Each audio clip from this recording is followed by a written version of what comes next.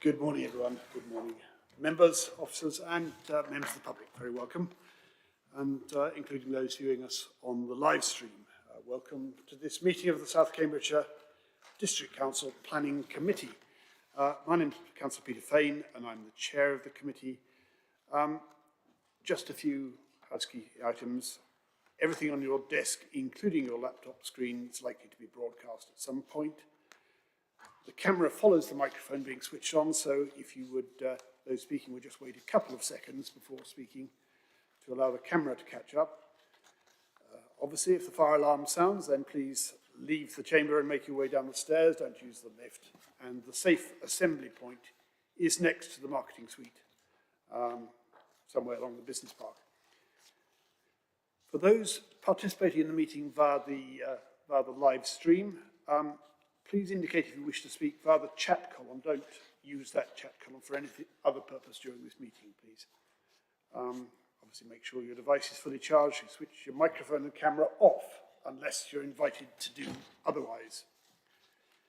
And please ensure that you have switched off or silenced any other devices that you may have on you so that they don't interrupt the meeting.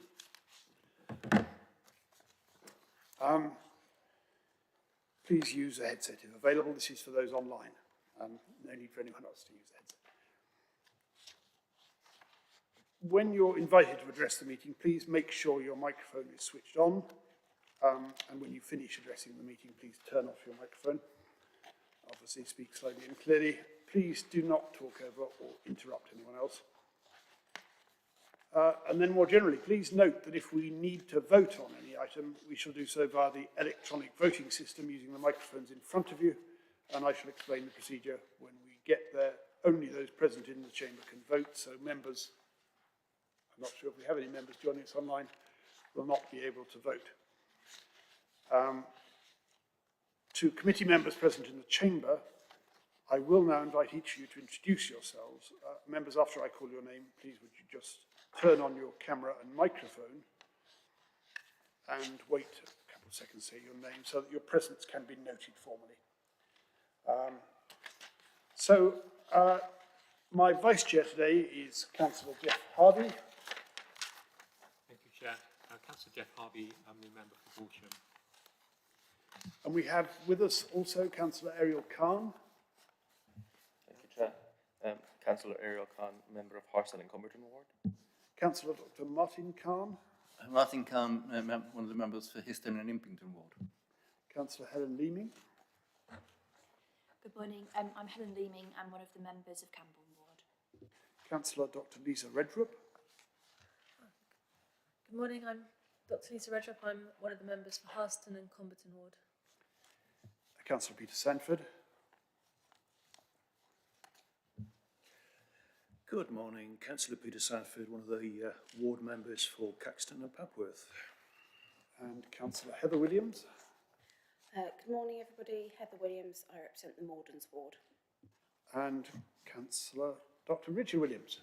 Thank you very much, Chair. I'm Richard Williams. I represent the Whittlesford Ward. I don't see any other members present. Do we have any members present online?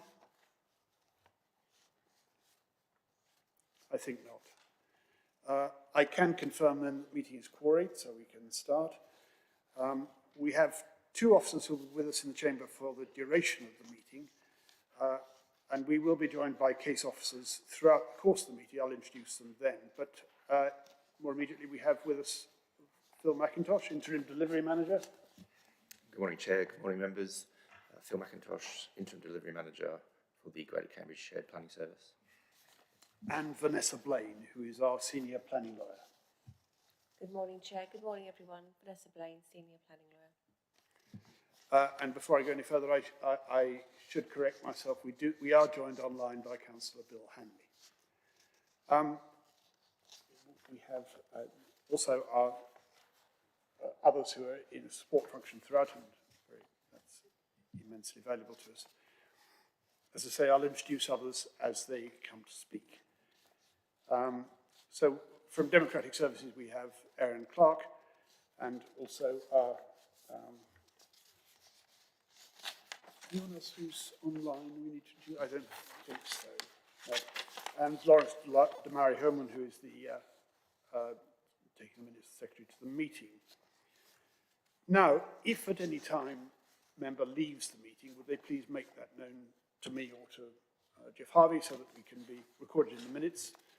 I intend to break for about 15 minutes at 11:45, and if the meeting is still going on, at about 3:45.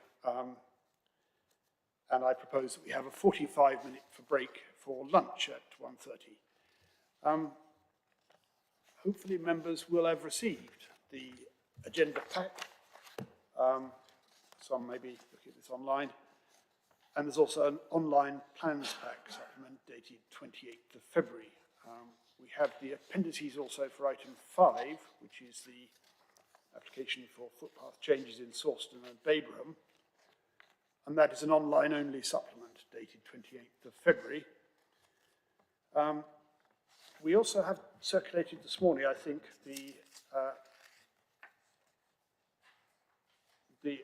minutes of the meeting on 8th of February, the draft minutes, which I shall come to in a minute.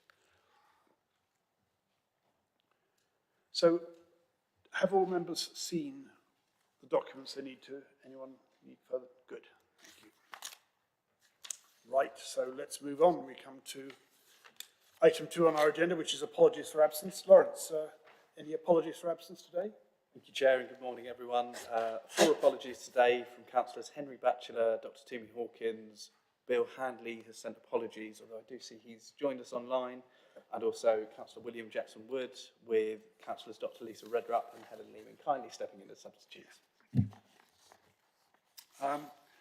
Item 3, declarations of interest. Do any members have interest to declare in relation to any item of business on this agenda? Councillor Heather Williams. Thank you, Chair. Just to say on item 8, Willingham, I do know one of the public speakers, but I was unaware that they were speaking until I walked into the chamber. So it does not affect my ability to determine the application. Thank you. Any other declarations? Councillor Sanford. Regarding item 9, Pathfinder Way, temporary community building, I think all the members have received briefings and emails regarding this, so I'm coming into an open mind. I'm sure the others are, though, but we are familiar with the situation. Thank you for that. That's helpful, and I think I'm going to assume that that applies to all of us, so there's no need for further declarations on that. I have a small declaration to make in relation to item 6, which is in Sawston. I believe we may have a speaker listed from CPPF, Cambridge Past, Present and Future. I should just declare that I'm a member. I suspect there may be other members here. So I think we can then move on to the minutes of the previous meeting. And you have the minutes of the meeting held on 8th of February, which I hope everyone has now received. Do any members want to make any amendments, suggest any amendments to those minutes? They're listed as starting on page 3, page 4, page 5, and page 6. I see no suggested amendments. Can we take it by affirmation that we approve those minutes? Agreed. Agreed. Do we need a proposer or second? I don't think we do. No, we'll take those minutes by affirmation. So moving on to the substance of our meeting today. Sawston and Babraham footpaths, item 5. This is an application to stop up part of public footpath number 12, which is in Sawston, and public footpath number 9 in Babraham, and to replace them with a public bridleway and 2 public footpath connections. And I'm very glad that Tom Rizala, who is the Asset Information Definitive Maps Officer at the County Council, is with us to summarise this. Tom, if you would assume that we have read the papers, but it's very helpful to have you here to summarise and to update us on any further developments. Please, the floor is yours. Thank you very much. I'm just going to share some slides, so just bear with me.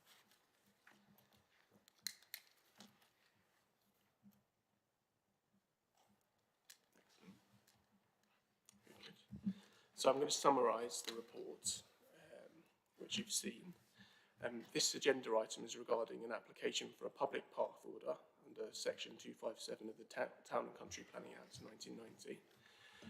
Section 257 allows a local planning authority to make a public path order to divert or stop up a public right-of-way if they're satisfied that it's necessary to do so in order to enable a development to be carried out. Section 257 also allows a local planning authority to create an alternative highway for use as a replacement of any authorised to be stopped up or diverted.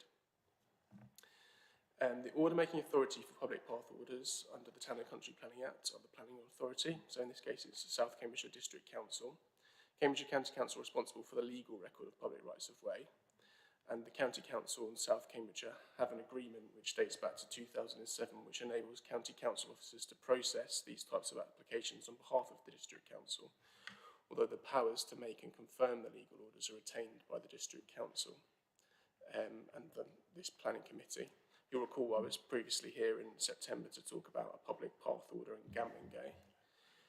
So the report before the committee is in relation to planning permission to erect 280 dwellings at land south of Baburn Road and Sawston. A plan showing the footpath proposed to be stopped up between points A, B and C is up on the screen. It's to be proposed to be replaced by a perimeter bridleway which goes around the edge of the site. Appendix B is the layout as it is on the Ordnance Survey map now. Appendix C is the layout as proposed when the development, which is planning permission, is built. The applicant is Redrow Homes, and they've applied for a public path order to stop up the footpath and upgrade part of an existing footpath between D, E and F, and then also create a new bridleway around the edge of the site as a replacement. And there's also two new footpath connections, so K to C, to the existing Pampersford footpath 1 and G to H to Pampersford footpath 2. So the present alignment of the footpath, ABC is across the middle of the field. I've got some photos here, as it looked like in May last year, although I think some building started to take place on the site now. As you can see, it's a crossfield footpath, it's quite narrow during times when there's crops in there. And then this Appendix H is some photos taken back in May last year of the bridleway to be created. This section's an existing footpath to be upgraded to a bridleway at point D, looking eastwards. And then you just see some photos here of the fields which it would go around the edge of. And then at point M, which is by the main road, there's a field gate present at the moment on a dropped curb onto an existing shared pedestrian cycle access. So just to summarise the report, Section 2 provides a background to the application. The applicant's Redrow Homes. Section 3 describes the character and alignment of the proposed footpath to be stopped up and the one to be replaced. It's proposed that the bridleway surface for the majority is to be a hoggin, 4 metre wide hoggin type surface, which is a naturally occurring gravel type substance. And it's often used on public rights of way for leisure purposes. An example is currently constructed circular bridleway around the perimeter of Camborne. Part of the bridleway is also is proposed to form part of the utility connection into the new development between D and E. So that's proposed at the moment to be tarmac as a cycleway because it was identified in the local plan as an important utility connection into the development, which would make the development acceptable. So sections 4 and 5 of the report provide a general framework, legal framework for public path orders, and also some of the County Council's own policies and South Cambridgeshire District Council's own policies on sustainable travel.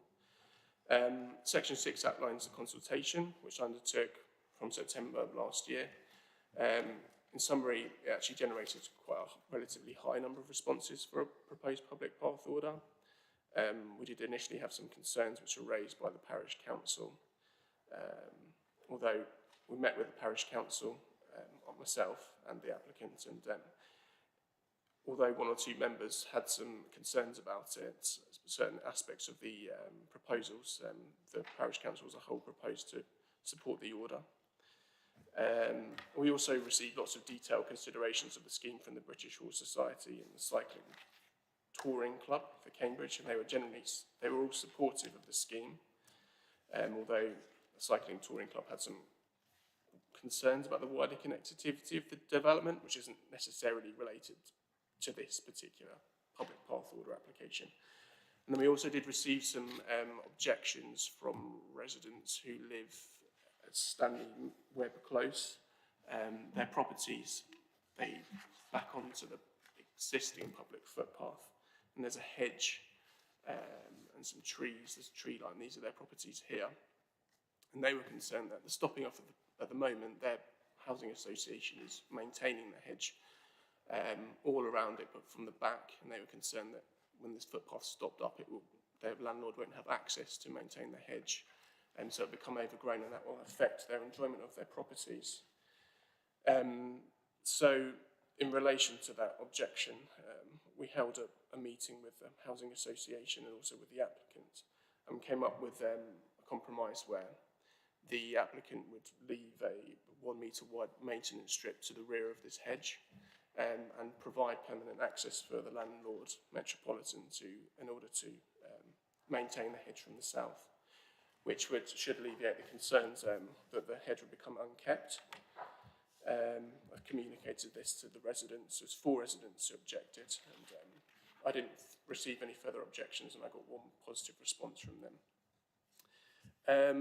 County Council, the Assistant Director of Highways Maintenance, is the officer who has delegated powers, and he confirmed in February the 21st that he was satisfied that this proposed order would be acceptable for the County Council as the Highway Authority.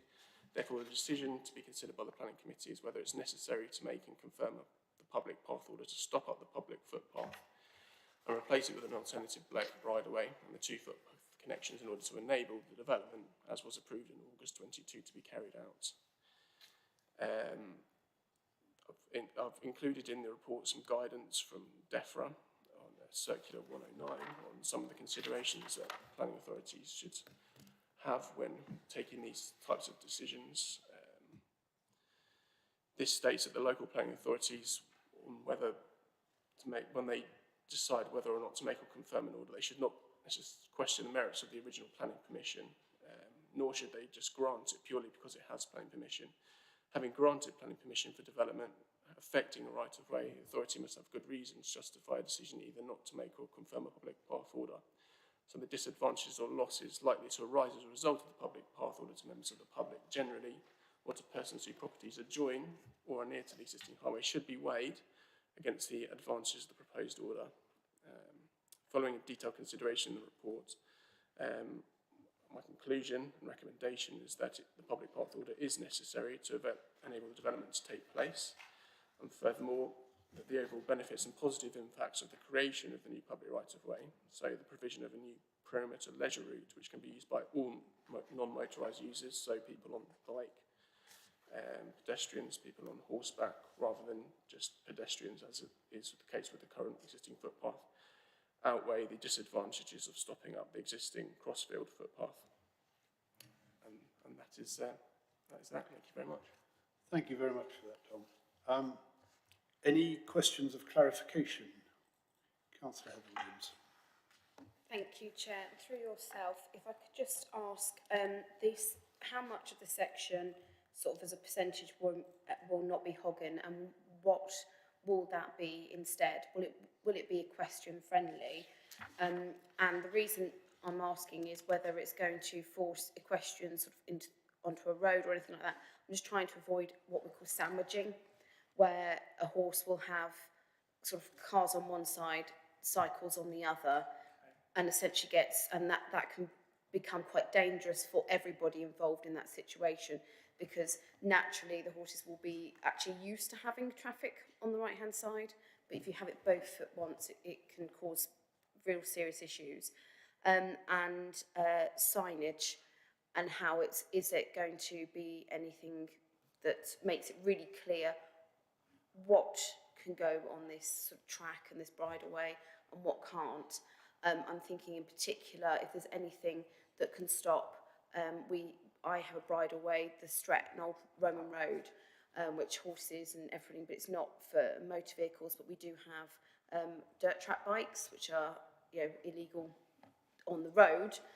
We have those going through, so we've had to put some gateways in place just to make it harder for people to get motorised sort of mechanical bikes.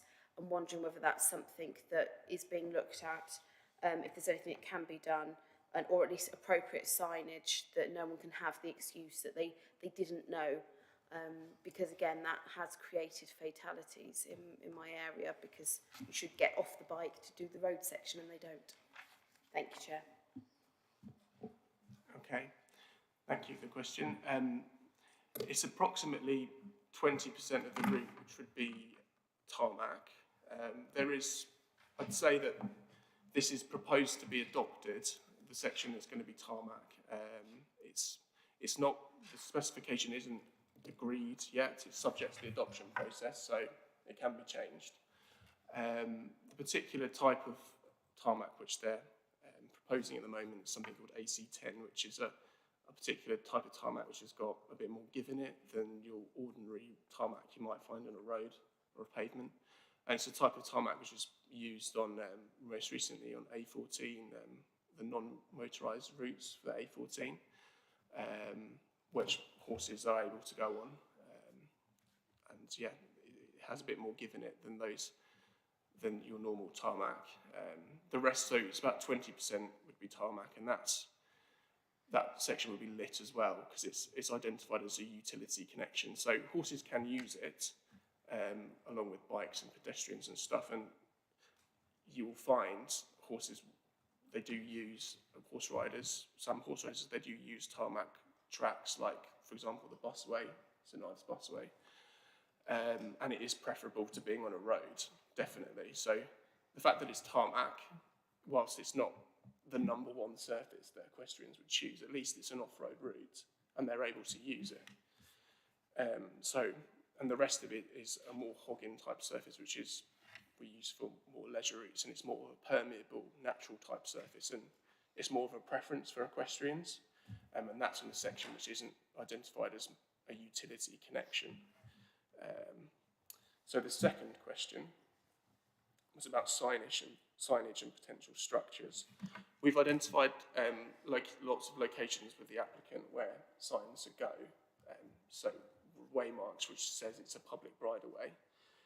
We haven't yet discussed exactly what the signage should say, but we can have that conversation with the applicant and insist that the signage should say which types of transport legally can use the bridleway. In terms of structures like gates, our preference is we don't like to see any kind of limitations or structures which limit the public use, because they can be difficult for people to navigate with pushchairs or in wheelchairs. So ideally, we don't want to see those things. However, where there becomes a case where it is needed because it's illegally being used by motorbikes and it's becoming a danger, we can authorise those types of structures, and the Highway Authority can authorise those types of structures where it's appropriate for safety purposes or security purposes. So I'd say that in the first instance, we wouldn't want to put those types of structures in place because I said they're limiting, but if it became apparent that they were necessary, the Highway Authority do have the power to authorise them. Thank you. Councillor Rins, does that deal with your questions? Yes, Chair. It's more about having the ability, the fact that on these sections that aren't going to be adopted, essentially. We've had sort of essentially like cattle grates put in. It just means a motorised vehicle can't get across, but a normal cycle can be lifted and that sort of thing. So, It yes. sounds as though that's something we may come back to later, but will not be part of this proposal. Right, yes. I think Councillor Dr. Richard Williams, can I ask members to keep questions of clarification quite brief, and that will probably help Tom to keep the answers relatively brief as well. Thank you, Chair. My question is about access onto the bridleway from Plantation Road. So I wasn't quite clear on that from the papers. Will there be access onto that bridleway from Plantation Road? Because it's not clear from the map that there would be. Thanks for the question. So the access onto Plantation Road strictly is not part of this public path order, so it's not part of the replacement bridleway route. My understanding is from the applicant Red Rose Homes that there will be an access onto Plantation Road. It's more of, it will be an informal type of access, so there will be a gap, 4-metre gap in the boundary, but it's not going to be a formally designated pathway. So people will be able to get through, but it's not going to be a formal highway as such. Thank you. And I think next, Councillor Dr. Lisa Redrup. Thank you, Chair. Firstly, I just wanted to ask about the permissive bridleway through the development. Is there any time limit on that, or does that have to stay indefinitely? And there was also one on clarification about access to Stanley Webb Close, because in one of the documents on page, I think around page 70 or something, in the correspondence with CTC, it said that there would be some access via a grassy area, but then in the actual reports in 6.9 it said there's a locked gate in place. I'll stop there for now.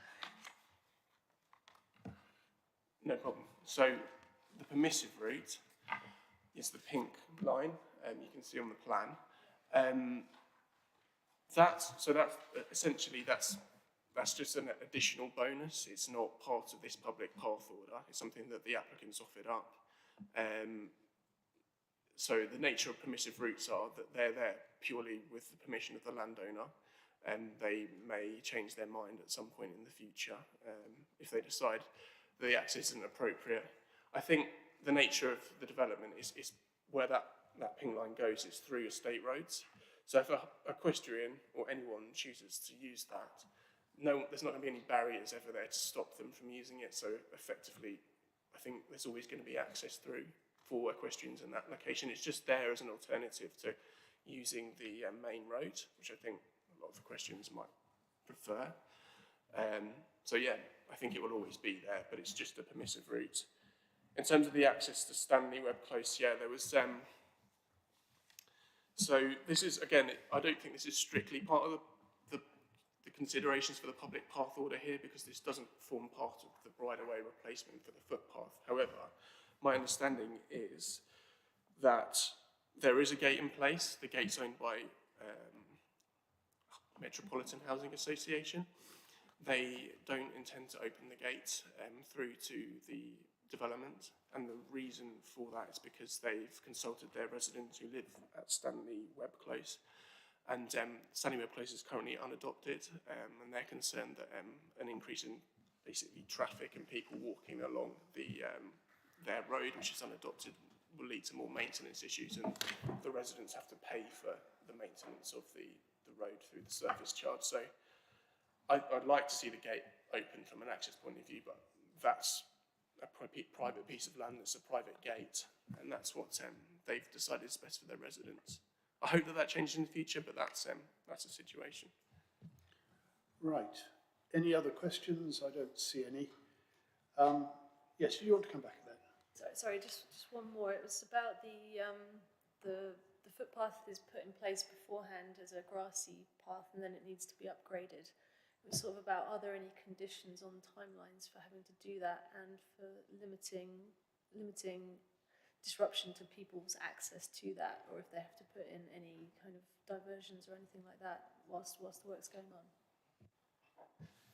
Thank you. So yeah, there is, within the reserve matters planning application, there was a condition where the applicant has to submit a rights of way scheme, haven't done that yet, and we're currently in discussions with them about that. One of the considerations that we're talking to them about is access across the site during the time it's being built. With regards to existing public right-of-way, which goes across the middle of the site at the moment, that is going to be left open until such time that if the public path order is made, it's been confirmed and this is all wrapped up, so the public will have access across the site all the time until this order, if made, is confirmed. And then later on, once it's been confirmed, they put the grass track in, it goes around the edge of the site. The developer has, at that point it's a public right of way, so there is a legal obligation for them to keep that open at all times. If they do need to temporarily close it in order to carry out surfacing works, they'll need to go through the proper channels, and this will be in the condition sign-off, so that will be a temporary traffic regulation order, and part of that process is putting in place any temporary routes so the public still have access during the time that they are surfacing it. So there is a condition which is really good within this. It will allow us to agree all this detail later on, and we'll make sure it's done properly. Thank you very much.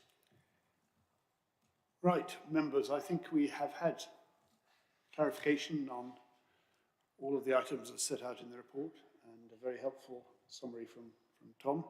Just before we come to the recommendation, which is on page 21, paragraph 10, the South Cambridgeshire District Council Planning Committee approves the making and confirmation, subject to no objections, of a public path order under section 257 of the Town and Country Planning Act 1990. Any comments from South Cambridgeshire officers on this? Let me just endorse that recommendation. We have no public speakers. Does anyone want to enter into debate on this? Councillor Lott, Richard Williams, thank you. Thank you, Chair. I do just want to say it does slightly concern me if there isn't any guaranteed access from Plantation Road, because the residents there will be losing, a path which could have, useful recreational purposes. If they can't access the bridleway, then we are basically taking quite a significant amenity away from them. I mean, I was wondering if some of the land that joins onto the bridleway is actually owned by South Cambridgeshire District Council. The end of the cul-de-sac. I don't know that, but that does concern me. Right, I won't ask Tom to respond to that. Just to make it clear, that is not part of the current proposals. No doubt that can be addressed at a later stage, but the current proposals are as before us on these papers. Anyone inclined to vote against this? I see none. Do I have a Councillor Heather Williams? I do note the concern by Councillor Richard Williams, and I think it is a legitimate concern that we would hope to be addressed later on. I will still vote for the application, because otherwise the alternative is we've already taken this away and then there is nothing. But that being said, I would strongly endorse and say, look, please do make sure that there is going forward a way to make that connection if possible. But I don't want to leave residents in a position of having nothing, because we've already granted permission for the build, but I think it is a valid point that he raises. Well, I'm sure those points have been noted. Do I have any other members wanting to debate this? Do I have a proposal? Dr. Martin Kahn. A proposal of what, Dr. Martin Kahn? Do you have a seconder for that? Dr. Lisa Rudrup, thank you. Any against? Can we take that by affirmation? I don't think we need to have a formal vote on this. Thank you. So we have agreed. Tom, thank you very much for your presentation, and I fully understand you have other business, so thank you very much for coming on this morning. Appreciate your attendance. Thank you. We will just take an unscheduled break for a moment or two, say a few minutes, before we come to agenda item number 6.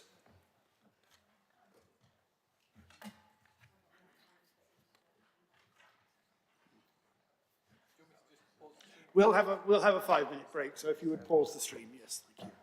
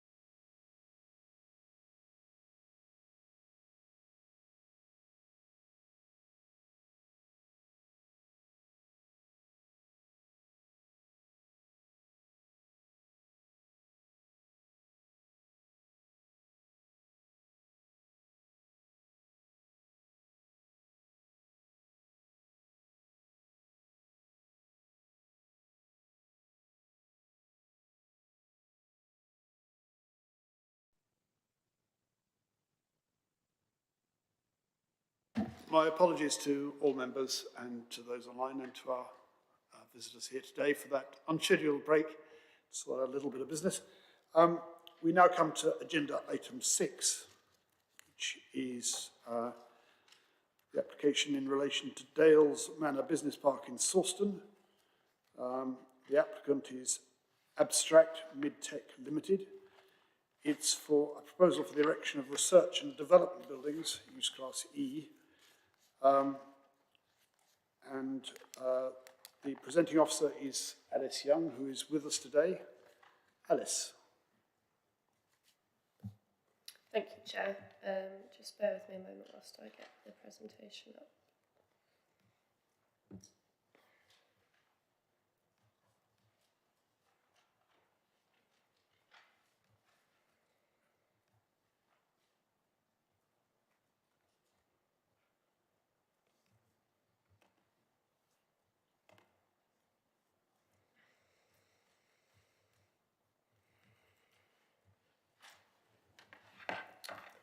So the application is at Dale Manor Business Park, Sawston, for the erection of research and development buildings, use class E, and associated deck car park, landscaping and associated infrastructure.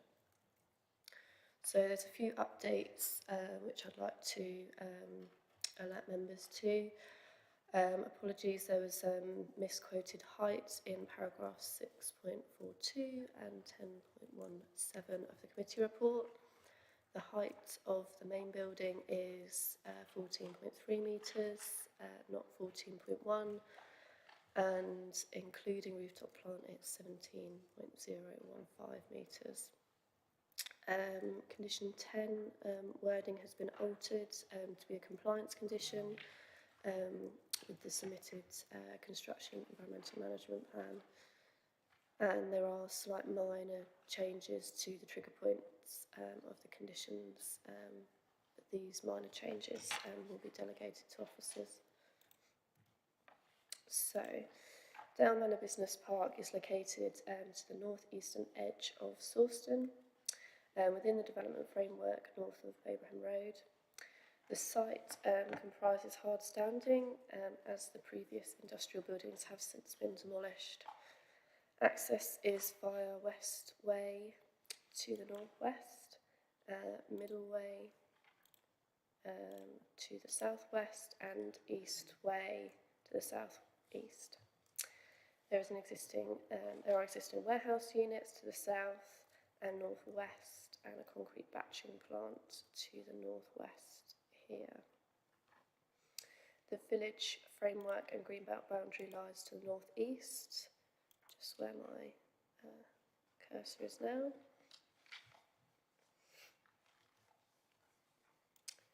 The proposal seeks planning permission for the erection of a research and development building totalling approximately 9,700 square metres of floor space, falling within use class E, and associated deck car park and landscaping. The 3-storey R&D building would be sited centrally within the site, with the car parking deck located to the southeast, which has cycle parking at ground floor.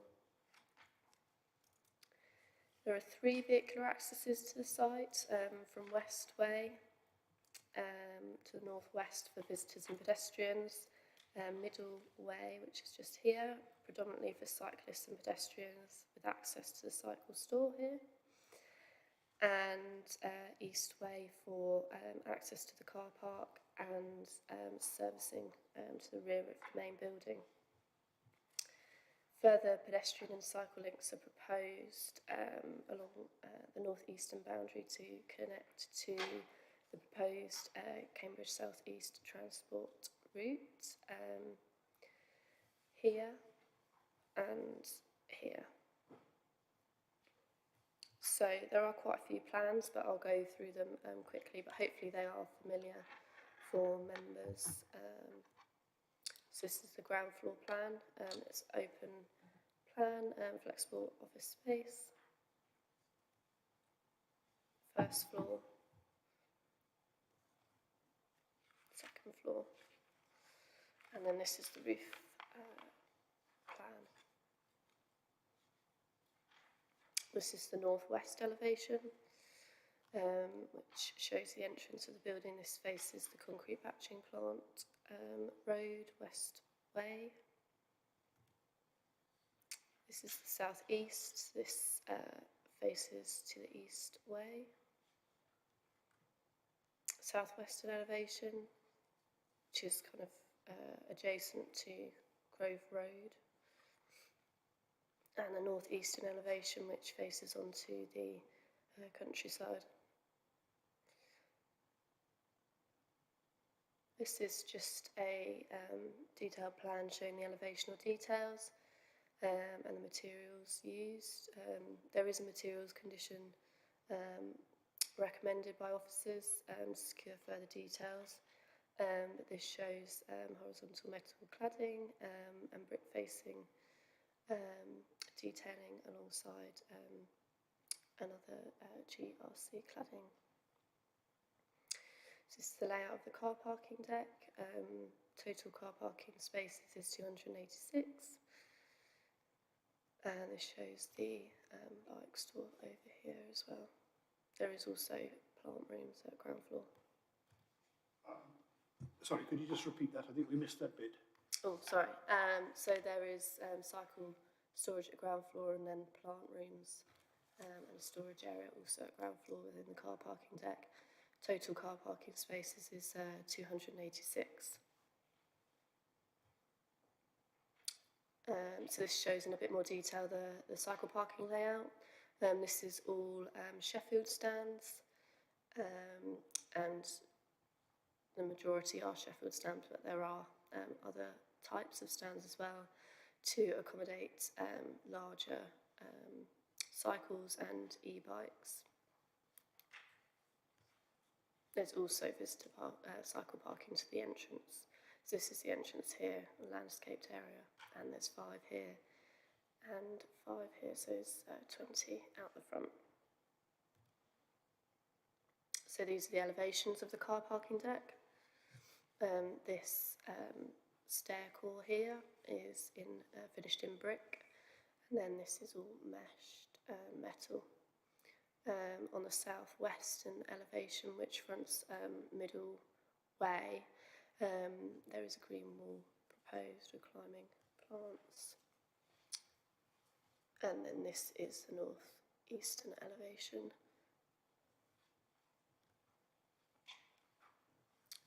Southeast and northwest elevations of the car parking deck.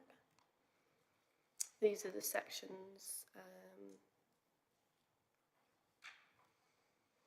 There's also a utility store behind the main building with where the servicing area is. So it's just elevations and layouts of those. So, as members will be aware, the site falls within a 10.7 hectare parcel designated within the local plan under policy H1A for housing.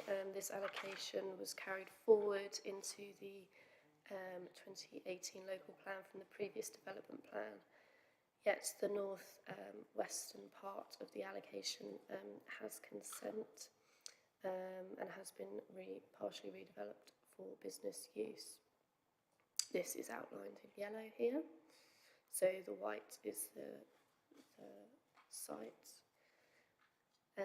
Due to this, the council has concluded that the site is no longer suitable for residential development and is not being carried forward in the first proposal of the joint local plan. There is high demand for high quality, flexible office/lab space in Greater Cambridge, as identified within the Employment, Land and Economic Needs study, and therefore officers conclude that the departure from this allocation is contextually and robustly justified.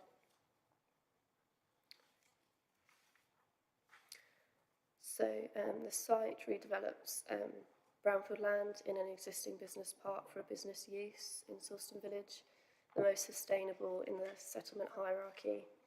Sawston has a variety of facilities to cater for residents' everyday needs, is well connected via public transport links, both to the city and the surrounding villages via cycle and bus, and has large employment sites including Dale Manor Business Park and the new Science Park on the western side of the village to support the residential population.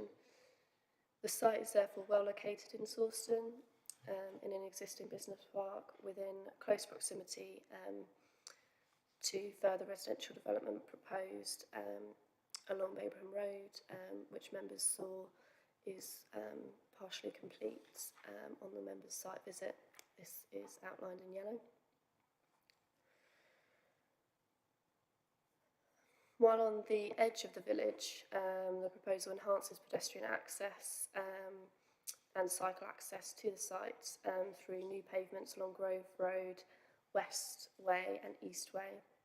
And the site itself is well located close to existing bus links to Cambridge and the surrounding villages. The site is also in close proximity to other large employment sites, such as Granta Park, Unity Campus, Welcome Genome Campus, and the Babraham Research Park, enhancing the science and technology cluster in the wider Cambridge area. Taking this into account, officers consider that the development would be in scale with Sawston Village, given its rural centre classification and associated facilities, and would promote and support the existing employment cluster to the south of Cambridge. As identified, the site is on the village edge, adjacent to the framework boundary, countryside and greenbelt. Nonetheless, the site also falls within an existing business park characterised by large industrial buildings.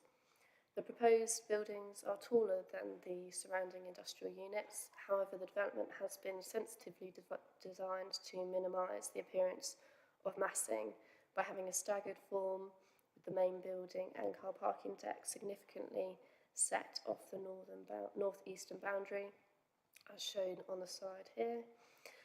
The main building also has been designed to have vertical emphasis and recessive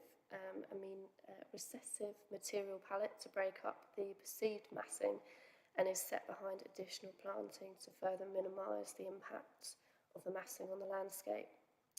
The plant has also been set away from the roof edge, as shown on the slide, to decrease the visibility of the plant and step back the height away from the edge of the building.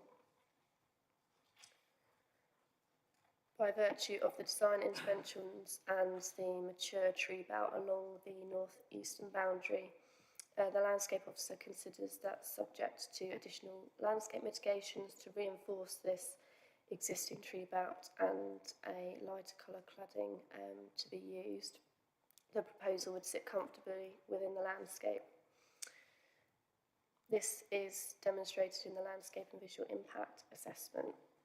The two most notable views are view 5 and 6 from the footpath to the northeast. These are the two views that we showed members on the member site visit yesterday. Officers requested additional visualisations to provide additional comfort for members that reinforcing the tree belt would soften the appearance of the development in the wider landscape views. So this is view 5, and this is the baseline view from the landscape and visual impact assessment. So this is the latter view that we saw yesterday. Oh, sorry, it's spread across two slides there, but that's the existing viewpoint. This is the proposed visualisation. So hopefully you can see that in enough detail. And then this is the proposed development in 15 years post-construction, showing the additional planting along the northeastern boundary to screen the development. So you'll see that this planting significantly helps screen the development, and the main building and car parking deck is softened by this planting. So this is the closer viewpoint, viewpoint 6.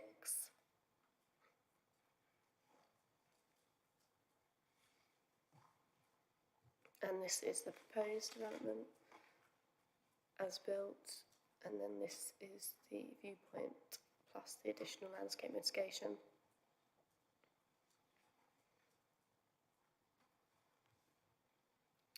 So given the design interventions mentioned earlier, landscape mitigation and the surrounding built context, which is visible here in this plan with additional the large industrial units surrounding the site alongside the residential development further to the south. Officers consider that the interventions are sufficient to mitigate against an adverse impact on the wider landscape and the greenbelt. So to conclude, the proposed development would result in the redevelopment of brownfield land for R&D flexible lab space in a location which would further foster the clustering of the science and tech cluster south of Cambridge. The proposal, by virtue of the high-quality landscaping, scale, massing and place-responsive design, would integrate well into its setting, particularly as the landscaping establishes. For these reasons, officers consider that the proposal would not adversely affect the countryside or the greenbelt. The proposed development would assist in strengthening the Cambridge cluster whilst promoting sustainability by reusing brownfield land within the framework and providing sustainable construction methods, resource efficiency, significant biodiversity net gain, sociable outdoor working spaces and leisure facilities on site. Taking this into account, officers consider that development is acceptable, and officers' recommendation is one of approval subject to the conditions outlined in the committee report and the section 106 contributions. Thank you, Chair. Thank you very much. Members, any questions of clarification? We've had a fairly full briefing there, and I know a number of us were able to visit the site yesterday. Vice Chair. Yes, thank you, Chair. I just wondered if we could clarify, both in terms in relation to this application and generally, turning to page 38, paragraph 6.52, and it talks about our requirement under the existing local plan to have minimum 10% carbon emissions above building regs Part L, but it was my understanding that the building regs were substantially uprated effective from June 22 last year. And just from memory, I think that uprating was more than 10%. So I'm wondering whether this paragraph actually amounts to a lower standard of insulation and energy efficiency than would be required under the existing uprated rules. And I also, while we're on the subject, can we have a clarification? Are the uprated rules in place for a temporary period, which I have heard mentioned from some quarters, or are they there as a permanent upgrade to the existing regulations? And I suppose, although it doesn't relate to this particular application, do the building regs apply at the time of planning permission being given, or do they apply at the point of building, which was my understanding? Alice, are you able to help us with the points that do relate to this particular application? Thank you, Chair. So the standard that we're currently using is the 2021 building regulations in reference to the 10% carbon emissions reduction.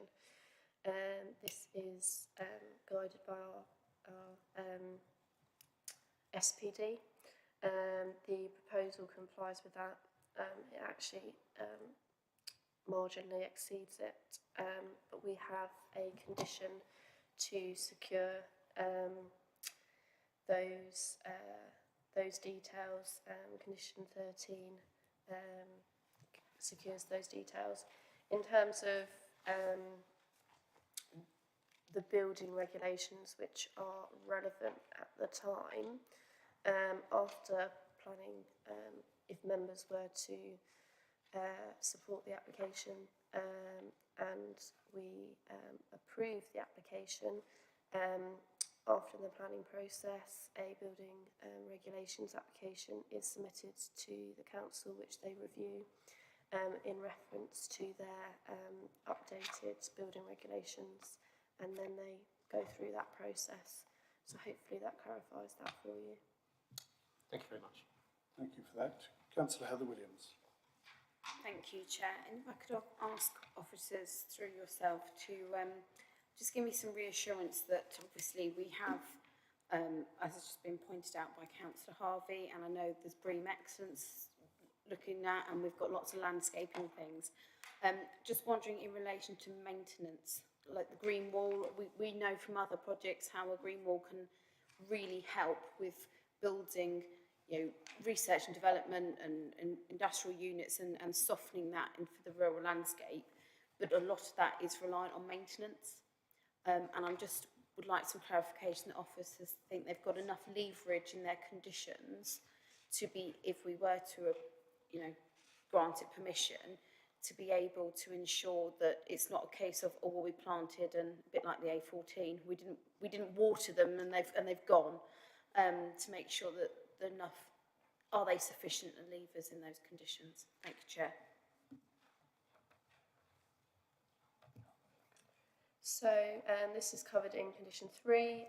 In 3D, we are requiring them to submit a landscape maintenance and management plan, including long-term design objectives, management responsibilities and maintenance schedules for all landscaped areas. So that will be covered in that part of the condition, and obviously the green wall is included within that. Yes, you want to come back on that? Thank you. I should have been clear about, I'm thinking more on the enforcement. I appreciate that they need to give us a plan and that they need to provide for these things, but how long will that go for? So in 10 years' time, will we still be able to enforce, or is it sort of plan and that's what we're looking at? Just want to make sure, I appreciate what you're saying, but make sure it's robust enough. Thank you, Chair. So I believe on previous applications we've looked at a longer-term maintenance plan which typically covers between 10 to 30 years' time. So I think that should provide members with sufficient comfort to for the green wall to be established and maintained for a long period of time. Sorry, just to be clear on that, you said in previous applications that has applied. Can we be certain that applies in this case? So typically we look for a maintenance plan which covers that 10 to 30 year period. And that will be dealt with later? Yes, under a discharge condition. Okay. Yes, Councillor Dr. Martin Carr. Simply a question about the green wall again. It's driven my attention. We're in an area with a major water supply problem. Presumably the green wall will need to be supplied with water, and it's probably, I would imagine, to maintain it wet, it will have quite a demand. Has any information been provided upon that and the impact upon water supply and these? If so, would there be a provision for that, for instance, by grey water in the later reserve matters? How would that be dealt with?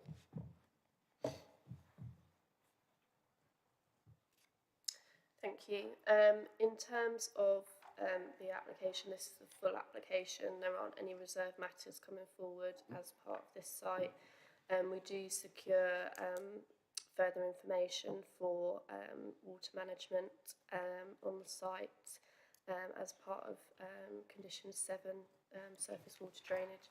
In respect of the specific water demands for the green wall, I don't have that information to hand, but if members were wanting that detail, we could add a condition if members thought that was reasonable. Okay. Councillor Dr. Richard Williams. Thank you, Chair. It's a question about the BREEAM situation.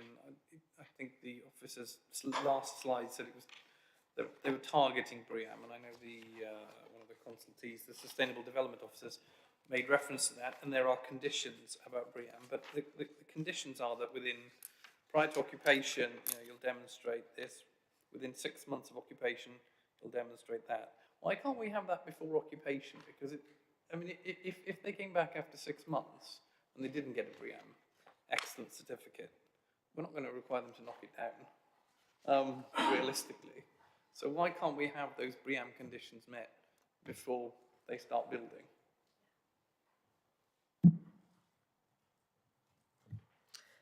So yes, there are 2 conditions with reference to BREEAM. One is a design certificate, and the second is a post-construction certificate. So in terms of the trigger points of when those details are provided to the council, a lot of the time the level of detail needed is not available until a certain stage of development. And also they have to, the applicants will have to apply to BREEAM to get an assessor to go through all of that information. And so we provided a little bit of leeway in terms of the trigger points to providing that information to us, given that they have, they are intending to achieve BREEAM excellence. So hopefully that provides members with comfort that that will be achieved. Okay, I'm not proposing to invite members to seek further clarification. We can only know so much. There are inevitably potential for areas of uncertainty. I think Councillor Peter Sanford, you wanted to ask a question, just a question for clarification on what was said. Yeah, thank you, Chair. Through you, could I ask Alice to confirm the exact location of CSET with respect to the site, if it gets built? That area of Sawston appears to be lacking in sustainable transport, and obviously a CSET stop close by would be a big positive. I think you had it on one of your slides, possibly.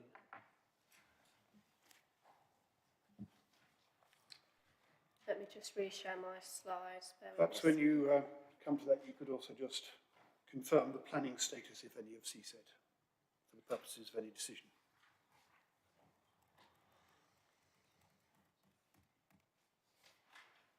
So, not coming to that. CSET is proposed to be northeast of the site. So this is the site plan showing the indicative future route. So it would run along here, potentially. This is hasn't received consent yet, so it is subject to change. The design has responded to it, trying to make future accessibility as easy as possible from the CSET route to the proposed buildings by proposing pedestrian and cycle access through the tree belt to the site. Obviously, because it hasn't got consent yet, it is subject to change, so we are securing those pedestrian and cycle routes by condition if the CSET comes forward in that location. Just on that, we need to bear in mind that the decision on CSET and the aspects of it will be for a future date, primarily for the County Council. We will have an opportunity to comment if it comes forward. It's not something which we can take into account in this application. I'm aware that certain members here have involvement with GCP Assembly. I don't regard that as relevant to this for these reasons. So I'm not seeking any declarations of interest on this unless members wish to make a declaration. Councillor Heather Williams. Thank you, Chair. Yeah, as it's now being discussed, I think for belts, buckles and braces, I'll declare that I'm a member of the Greater Cambridge Partnership Assembly, but it doesn't impact my ability to sit here. Yes. For clarification, I was seeking to suggest that it is not a subject of discussion. Councillor Dr. Richard Williams, you wanted to come back? Yes, I wanted to ask a different question, Chair, not on that. Good. I can ask it now. Please go ahead. It is about the CSET, actually. It's about the contribution.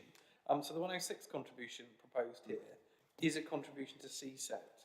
I was wondering if the officer could say a little bit more about that, because I must admit I find that a little bit concerning that the financial benefit from this would go to CSET, which, if it gets built, is going to get built anyway, and not to the local community. Can we deal with that? What do you think? Through you, Chair. Please. Yeah, we've had obviously our discussions with our county highways colleagues and the impact of this development that would potentially derive from the CSET scheme should it come forward. Obviously, there would be a number, or significant number of people employed at the site, likely to obviously make use of the CSET corridor for means of transport to and from the site. And on that basis, there's been a contribution that's been identified as a means of mitigating the impact of the development for CSET, and a contribution towards its infrastructure to contribute to its delivery should it come forward. So we consider that that contribution is fully appropriate for a scheme of this scale in this location. But it's only obviously subject to CSET coming forward. Councillor Dr. Williams again. Well, I'm not sure I actually agree, but I'll leave that until the debate. Okay. Councillor Helen Leeming. Thank you, Chair. I was actually going to go back to one of the very early points in this pack, which is the key point based on the principle of development and the change of allocation on the site. I just wanted to be sure that when we're looking at the comments, it says that there's a departure from residential use, and that makes sense because there's these planning consents for employment use on the site. Does that automatically convert to making sense that this is the correct use for this site? We can't use it for development, for residential development, that's a given. But I wanted to understand that it says the departure from this allocation will be contextually and robustly justified. I know that's sort of expanded on further on page 57, but I just wondered whether you may wish to expand any more on the sort of decision process and the history behind this. Just before you answer that, can I just remind members we will be hearing from the developers as well as from one objector who may have a view on that as well. But if you can just clarify that, thank you. So, as outlined in the committee report, this site and land around the site was allocated in the development plan prior to the local plan, which is the adopted document today. It was originally allocated as residential for up to 200 dwellings. In terms of since it was allocated, there has been consents which I showed in the PowerPoint presentation. I can get it up again, for B1, B2 and B8 uses to the north west of the site within the allocation. And so whilst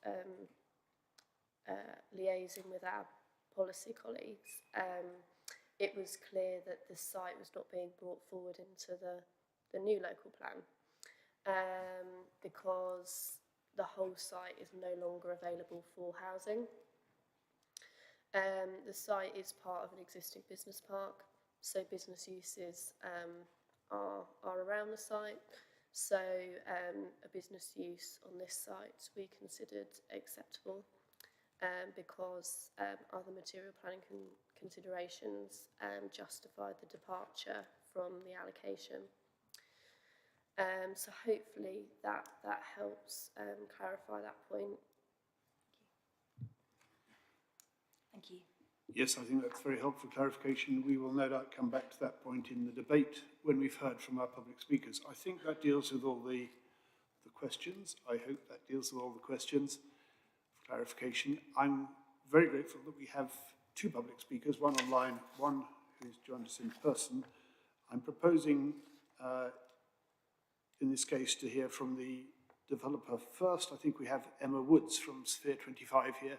Thank you for your patience. I think you probably know the rules, but you have 3 minutes to address us, and there may be some, as you probably gathered, there may be some questions afterwards. No, we're going to hear from the developer first on this occasion. I believe that we also have Sarah Nicholas online. I'd be grateful for your patience if we hear from the developer first. Thank you. Thank you, Chair. The application before you today is made by Abstract, a company with a strong reputation for delivering high-spec buildings with top environmental credentials. Abstract have consistently developed strong relationships in the areas where they develop, working closely with local authorities and stakeholders and looking to contribute to the communities in which they are active, encouraging local employment and apprenticeships via their supply chain and seeking to support local projects with schools and other neighbourhood groups. This project is no exception, and the applicant team have worked with officers through an extensive pre-application and post-submission process to develop the right scheme for this site. We welcomed the opportunity to work with officers to deliver youth engagement at the nearby Icknield Primary School and will be incorporating benches designed by the children within the landscaped entrance to the scheme. We've met with the Parish Council, listened to their initial comments and directly addressed these, working with the wider estate road owners to reach agreement to deliver cycle and pedestrian routes into the site, which will also benefit accessibility to the football stadium. It is noteworthy that there are no local resident objections to the scheme, and the Parish Council have resolved not to object to the scheme as presented to you today. The proposals seek to redevelop existing brownfield land within the existing settlement boundary. The NPPF identifies that this should be given substantial weight and which subsequently takes the pressure off release of greenbelt land. Demand for research and development floor space is high, and R&D companies specifically seek flexible, high-quality, lab-enabled floor space with high environmental credentials.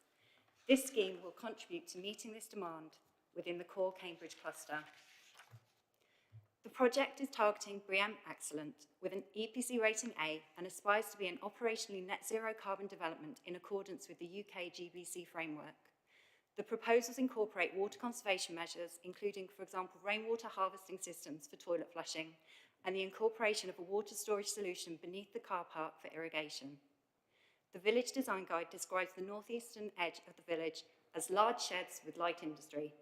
The proposals are entirely consistent with this, albeit that our building is of a far higher quality. An LVIA was prepared in support of the application, appropriate views were agreed with the landscape officer at that time, and through post-submission consultation, additional information has been provided to address the new landscape officer's comments. Landscape officers have concluded that the mitigation proposed, comprising tree and hedge planting and amendments to the colour of the cladding, mean that the development can be accommodated without significant adverse effects on the functions of the greenbelt or the character of the countryside, and that indeed some of the effects of the scheme would be beneficial in nature. The landscape proposals incorporate significant habitat and biodiversity improvements, reflected in the biodiversity net gain metric of 761% to be achieved on site. As noted within the officer's comments, the building will have an attractive contemporary appearance, which will be an uplift in the design quality of the area and set a precedent for well-designed buildings in other areas of the park. We trust you can support your officer's recommendation and approve the application before you today. Thank you. Thank you very much for that presentation. Exactly to time as it happens, so thank you for that. Councillor Heather Williams, you want to ask a question, I think? Yes, Chair. I'm wondering whether I need a minute just to take some procedural advice. Fair enough. If we have that request, if you feel that is entirely necessary, we'll adjourn for a minute.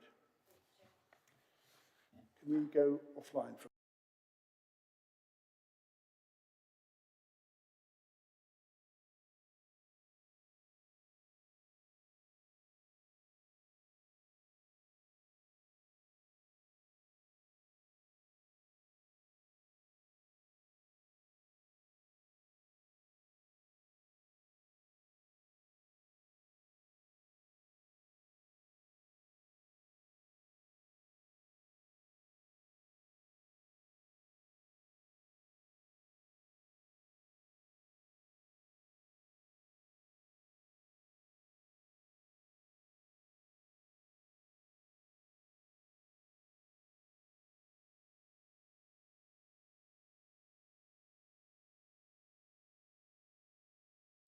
Thank you very much.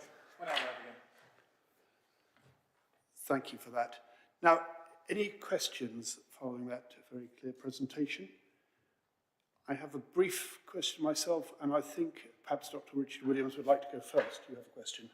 Thank you. Yeah, I would just like to ask the applicant their view on the proposed financial contributions under 106, on whether they talked about making a different form of contribution to the community, whether that was ever discussed as part of the application.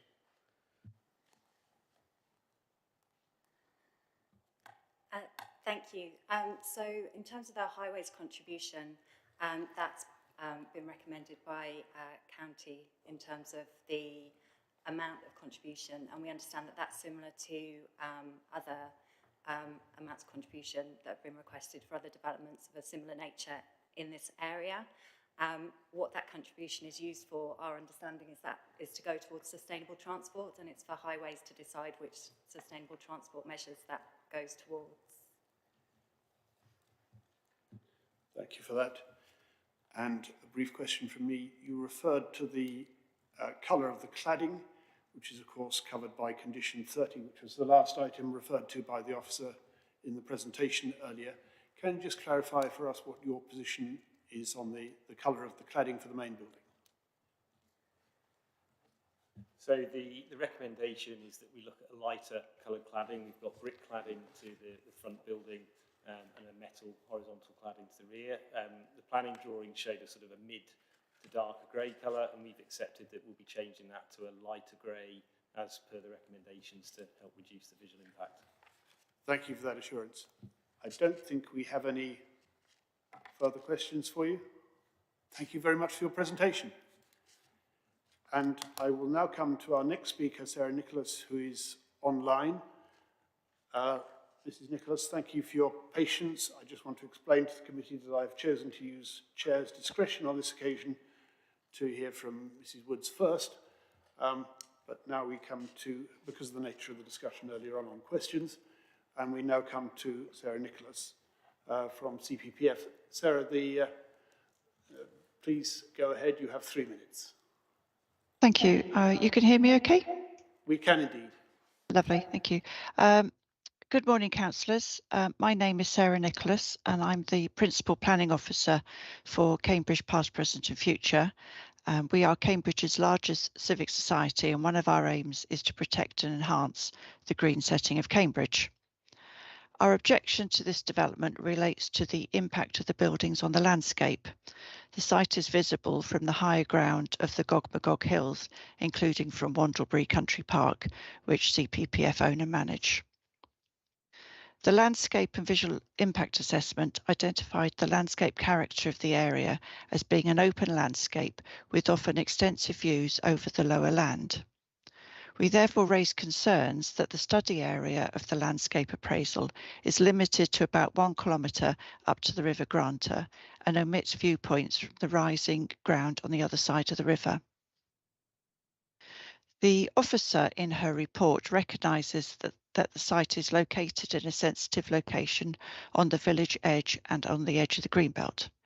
Revisions were made to the landscape and visual impact assessment, and additional mitigation comprising tree and hedge planting is now proposed.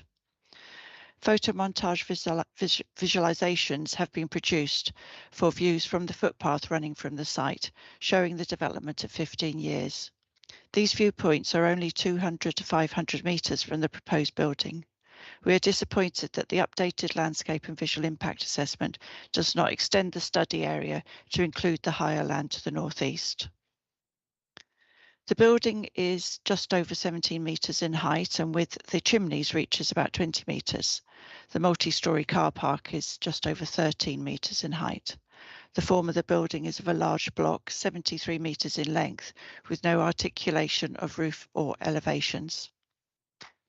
As you've seen in the officer's presentation, despite the proposed landscaping, the height of the building still exceeds the average height of mature trees.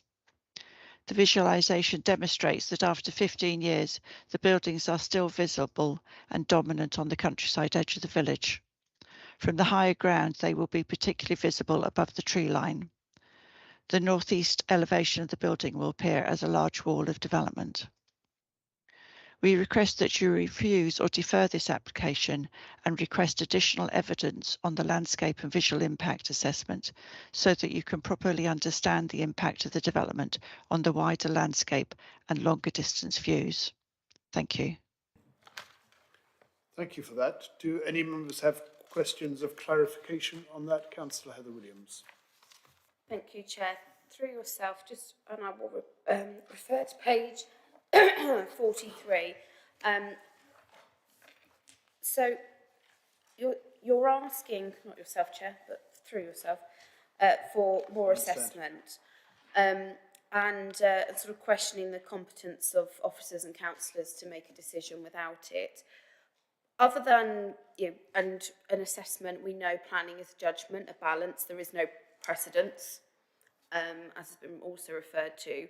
So what is it extra to everything else that we've got, our own ability and competence to, as we do, sit at committee all the time and make decisions on and visualising how things will proceed? What is it you feel that a deferment for that assessment would help in establishing any harm or lack of harm? What materially advantage would that give us other than the tools that we would normally use? Sorry, Are you able to help us with that? Yeah, I wouldn't question in deferring this application for further studies. I think with the visualization impact assessment, it's identified a study area which is only 1 kilometre in length, sort of width. It doesn't bring to your attention that the site is visible from further afield. So, and the views from the GOGs down across, you can see Sawston through the various tree belts there.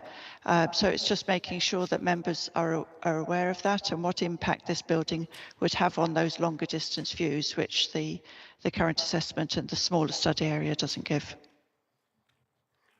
Right. Do you want to ask a further question, Councillor Heather Williams? Thank you. So I just want to clarify the answer. So the request for further assessment is for us as a committee to appreciate that this could be viewed from further afield and from further away. So the fact that committee acknowledges and appreciates that, would that satisfy some form of comfort that we are aware of that? Yes, so that you're aware of that. The visual assessment at the moment doesn't give you that information of what it would look like. So, it would either be, your knowledge of the local area of views of Sawston from high above. If you don't know that and it's not in the report, then you don't have that information in front of you. Thank you for that. Unusually, I'm just going to confirm that a number of members of the committee looked at the site yesterday, and that was something on which the committee members present, not all of us, were informed. But it's very helpful to have had your further presentation. I think is that the end of questions, or do we have one further? We have one further question for you. Just for point of information, you're talking about visualizing the site from the Gog-Magog site that you have. What distance is that from the site that we are, the development site? I don't know particularly, but so the site, I'm just sort of thinking aloud here, the study area was about a kilometre, up to the granter, and then you've got the I think the 1307, and then you're up the hill the other side. So we're talking, at a guess, 2 kilometres without measuring it off a map. Forgive us, I think officers are able to inform us on that. Yeah, through you, Chair. I'm just having a quick look on Google aerial images, and it's about 3 kilometres from the site. Does that Thank you. sound correct to you, Mr. Nicholas? Yes, I'm sure that's fine. But okay, I think we're satisfied on that point. We have a question also from Councillor Ariel Cowan. also a point of information.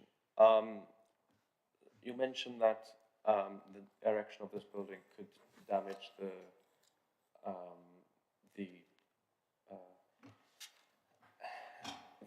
view, so to speak. Does the site already present such an impact on the surrounding area, even if a lesser one, or is the foliage currently sufficient to cover up the other buildings in the brownfield site? Are you able to help us on that? So yeah, I think you can see the buildings, the current buildings, because you can, from that, you can identify this site. You know, also the new residential development is you know, prominent with, you know, you can see the rooftops. Thank you. The case officer, just call up the LVIA assessment based on 15 years tree growth so that you can see that more clearly marked, so far as we can tell.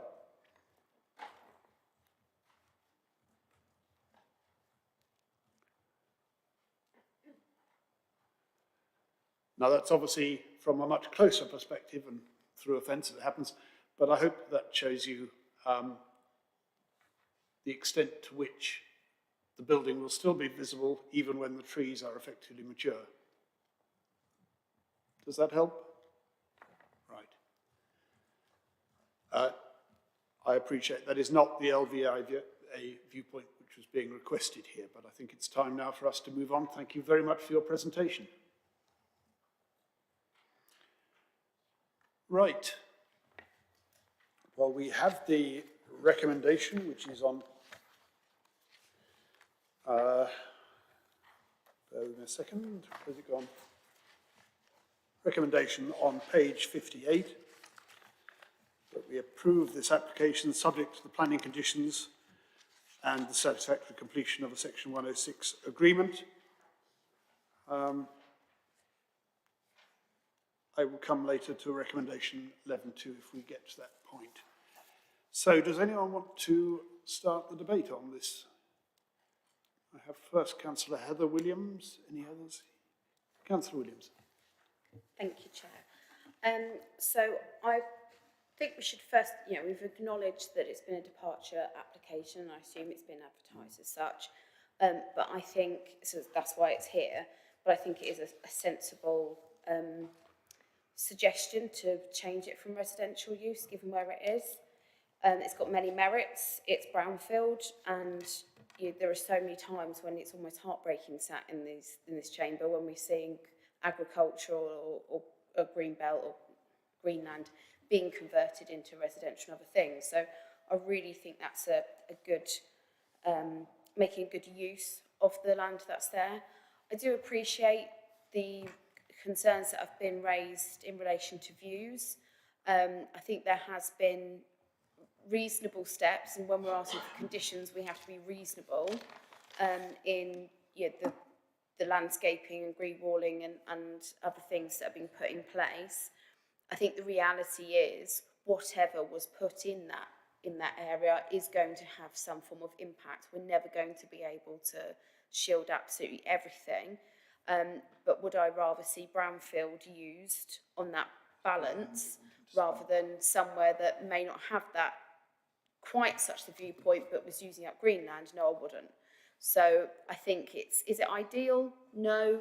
Is it the best in the balance of things? Probably.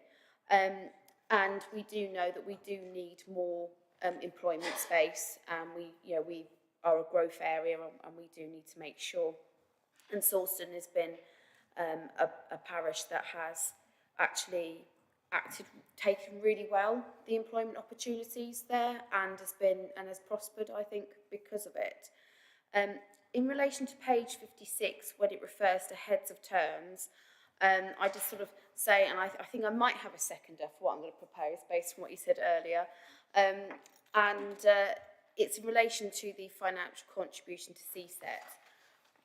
Because that, as has been said, has not reached its conclusion yet and is still an unknown, what we have done on previous applications is put in a provision so that if CSET was not to go in its current form, or something else was to materialise, or indeed nothing was to happen with that, we have had a set of wording that we've used in previous applications to say, in the event that CSET does not happen, this money will be reallocated for the purposes of mitigating the transport. So we've done it quite as a sort of fallback position in the heads of terms.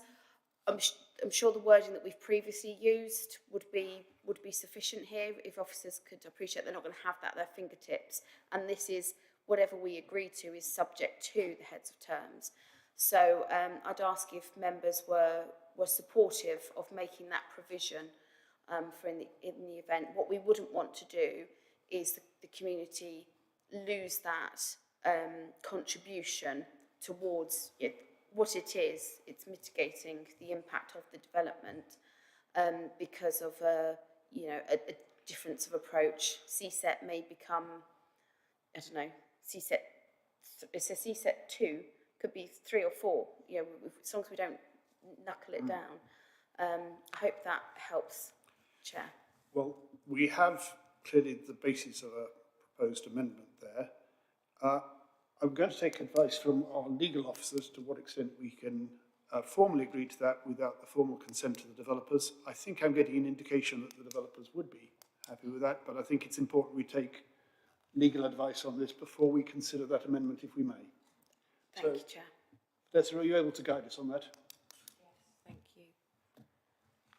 I'd like to hear from the applicant as their thoughts first on that, please.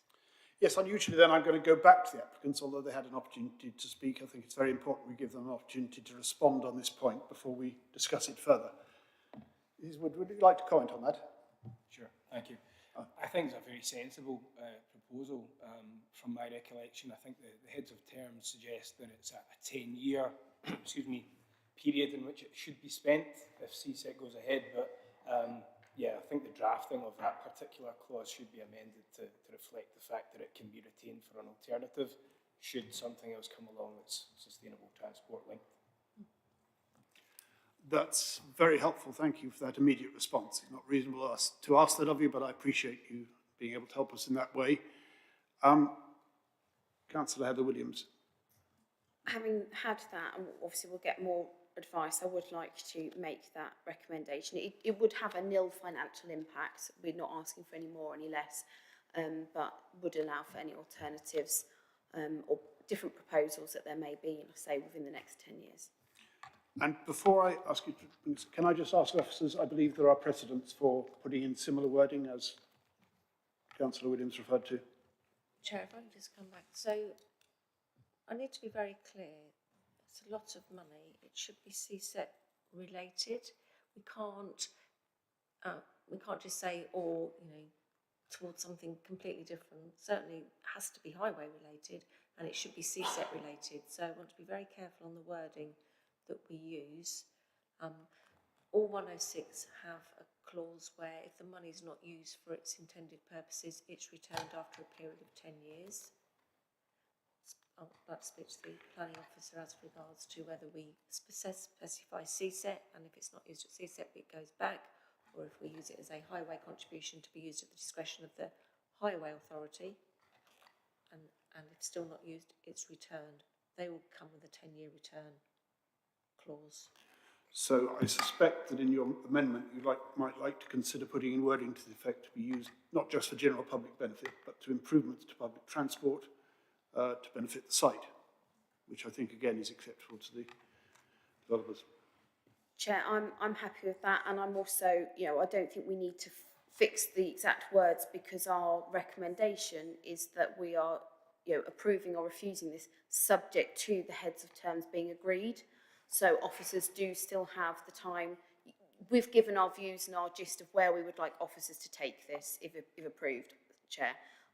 I'm happy for officers to take our debate, take our concerns and formulate that. And I say that we do have, I think we might need to check in with, I can't remember which application it is, but we might be able to sort of do a bit of a research into when we've used this before, because this has been come up and we did change it before.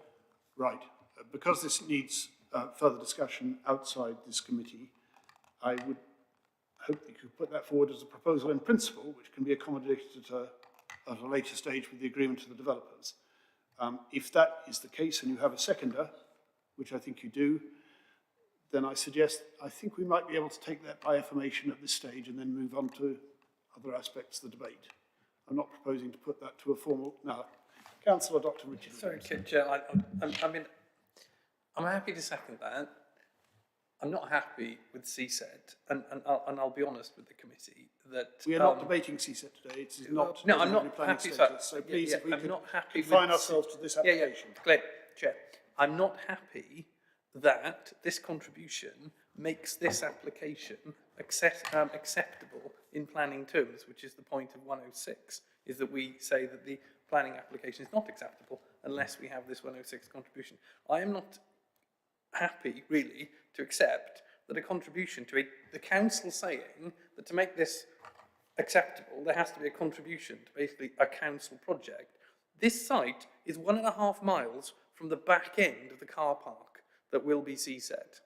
Nobody is realistically going to park in CSET, get a bus a mile up the road when they could just drive to this site. So I think actually CSET's going to do very little actually to reduce driving to this site because it's so close to it. So on a planning point, and I think it is a planning point, I don't actually think this is acceptable in planning terms with a contribution to CSET. I would much rather see this money go to sustainable transport, which would actually, benefit the local area.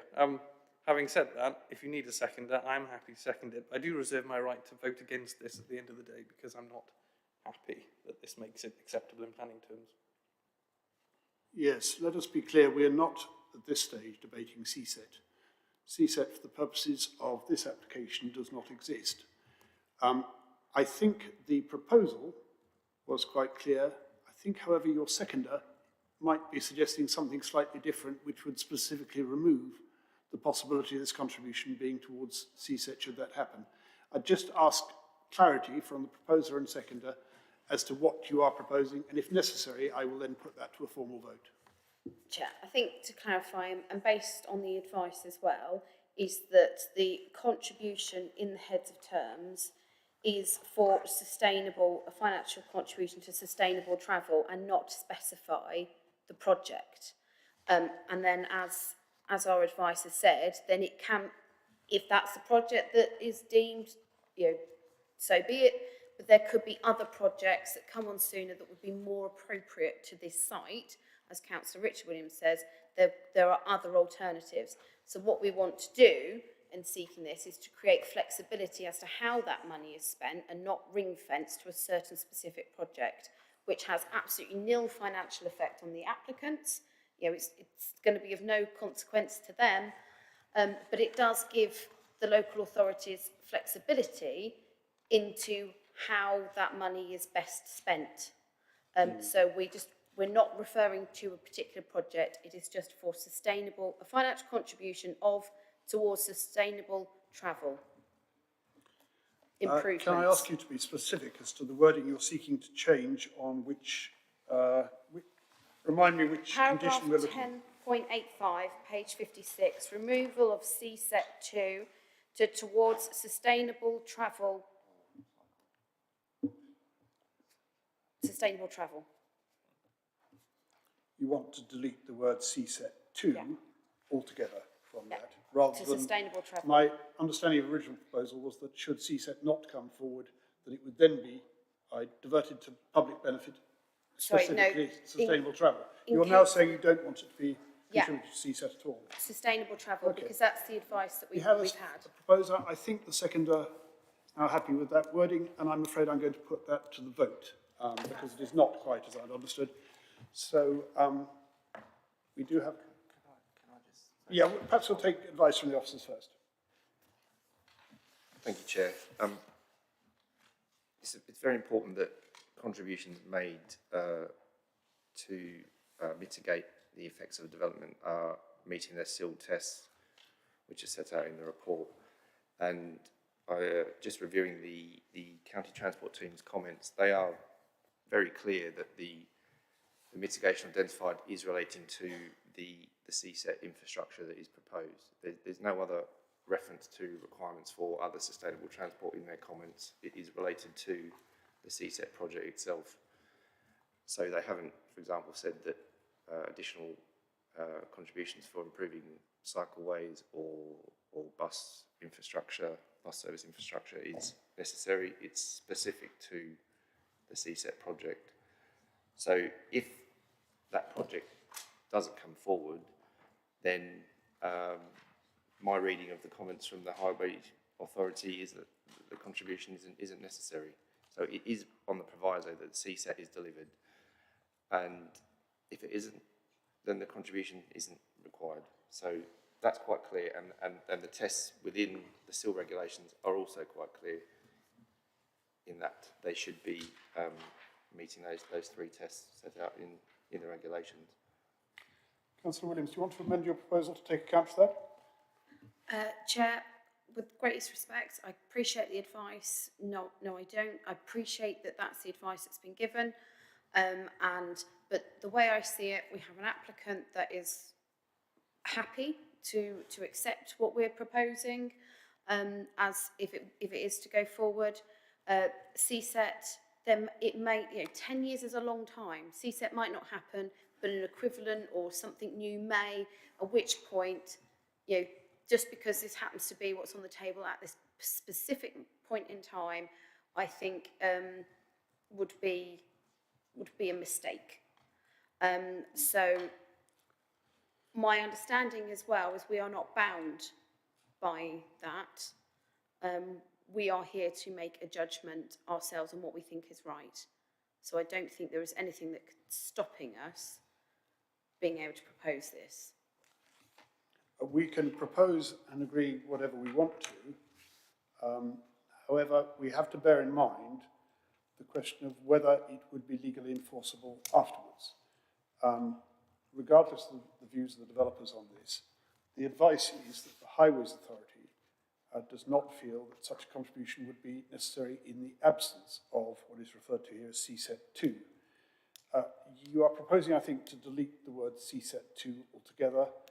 I think that if the committee wants to do that, we will need to take a vote on it. But before we come to that, I know you have a proposer and a seconder, but I would like to take further contributions to debate.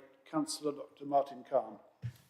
In the comment in the report, you talk about it's necessary given the scale, proximity and the potential employees. And I think the potential employees is a significant number. You're talking about 550 staff working there. The current bus service, number 7, goes through the centre of Sawston to the crossroads, as I understand it, at the end of Abraham Road, which is probably a full kilometre from the site, maybe even more. I'm sorry, Dr. Khan, I have to stop you there. We do not yet know what the proposals for CSET will be. No, I'm not. I'm talking about the existing bus Yes, I appreciate that, but we have to confine ourselves to what is before us.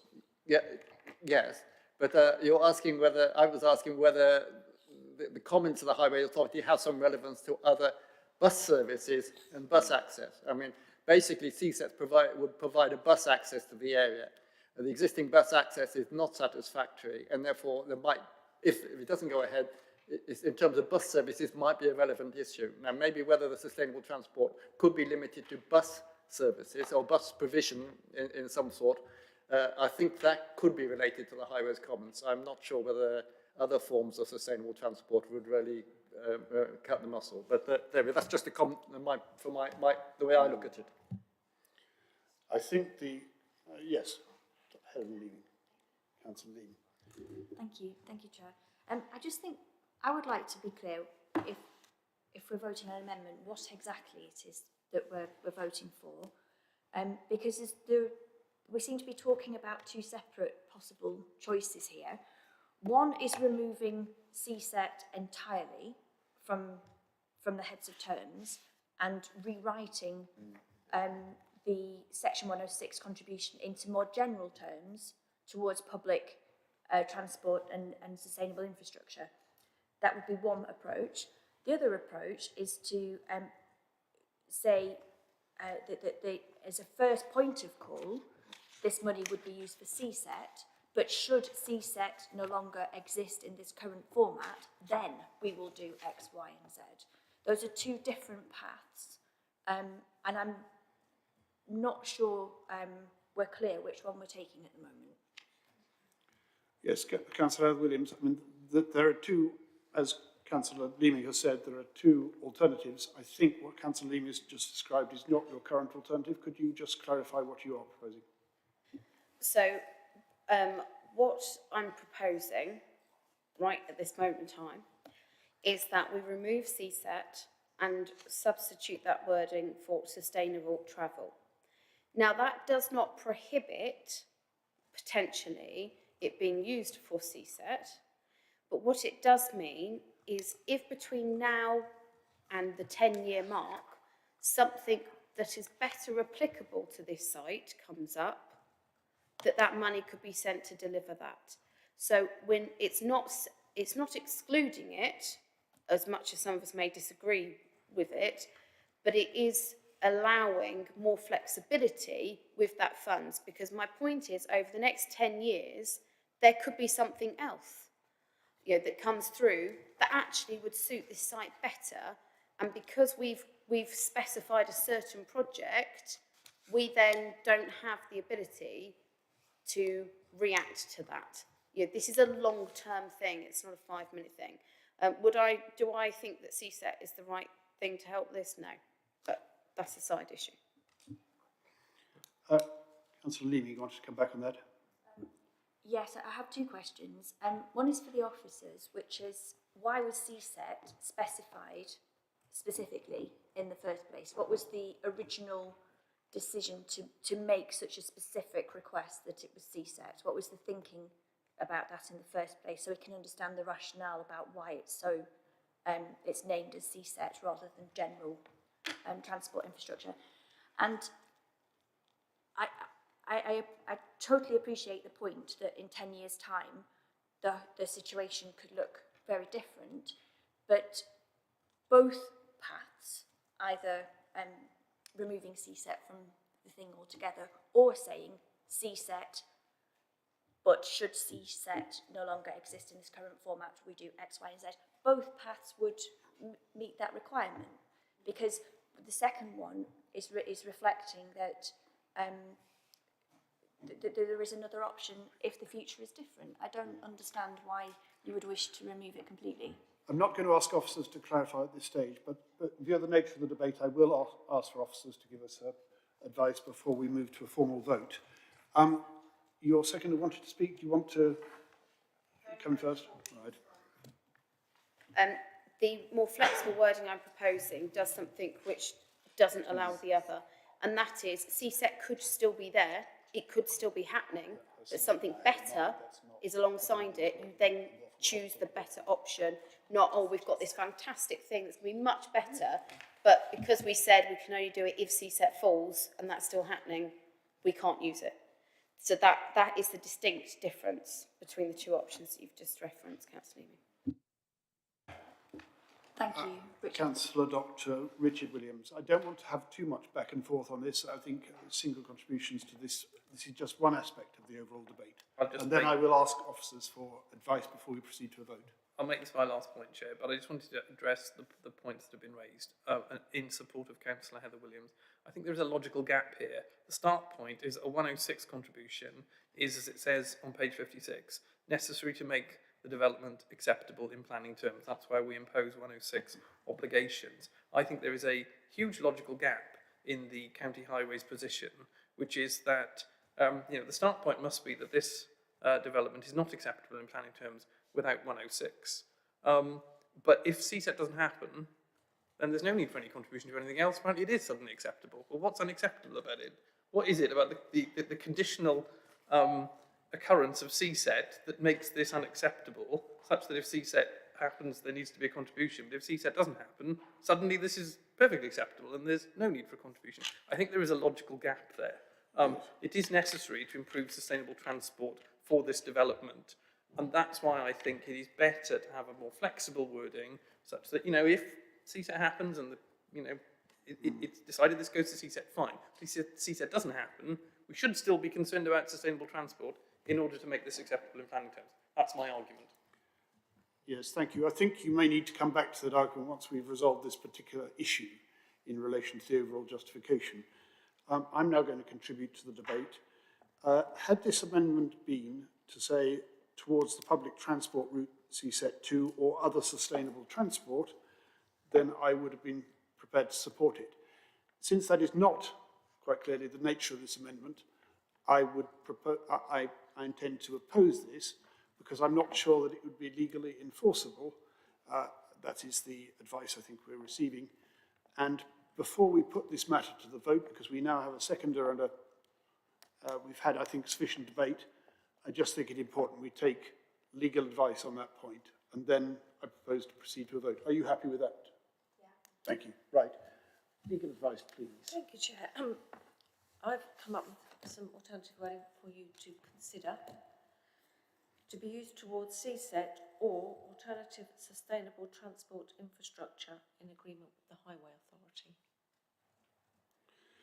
Councillor Williams, it's for you to propose the wording. Are you happy with that wording, or do you have... I'm happy with that because it's not a secondary action. It does leave both options available. I believe my seconder is also happy. Right. And that's very much what I was just suggesting. I'm very grateful to you for accepting that suggestion on legal advice. I think we do just need to proceed to a vote on that. Is everyone clear on the nature of Heather Williams' proposal? I see nods around the room. Do we need to take a formal vote on that, or can we take that by affirmation? I don't see anyone opposing the wording that is now before us. I think everyone's suggesting it's clear. I think we're all in favour of that. Can we take that by affirmation? Just insert those words. Thank you. Now, yes, I said we'd have a break at 11:45. I thought it was important we resolve that first, bearing in mind we've had a couple of breaks earlier. So I'm most grateful to the patience of members of the public for some variations in our timetable this morning, but we will now take a short break of 10 minutes. And then I propose that we actually break for lunch at, what time did I say earlier on? 1:30. Yes, I think that'd be about right. Okay, so we'll take a 5-minute break now, back in the room as soon as possible after 12:05, if you would, and we'll then continue.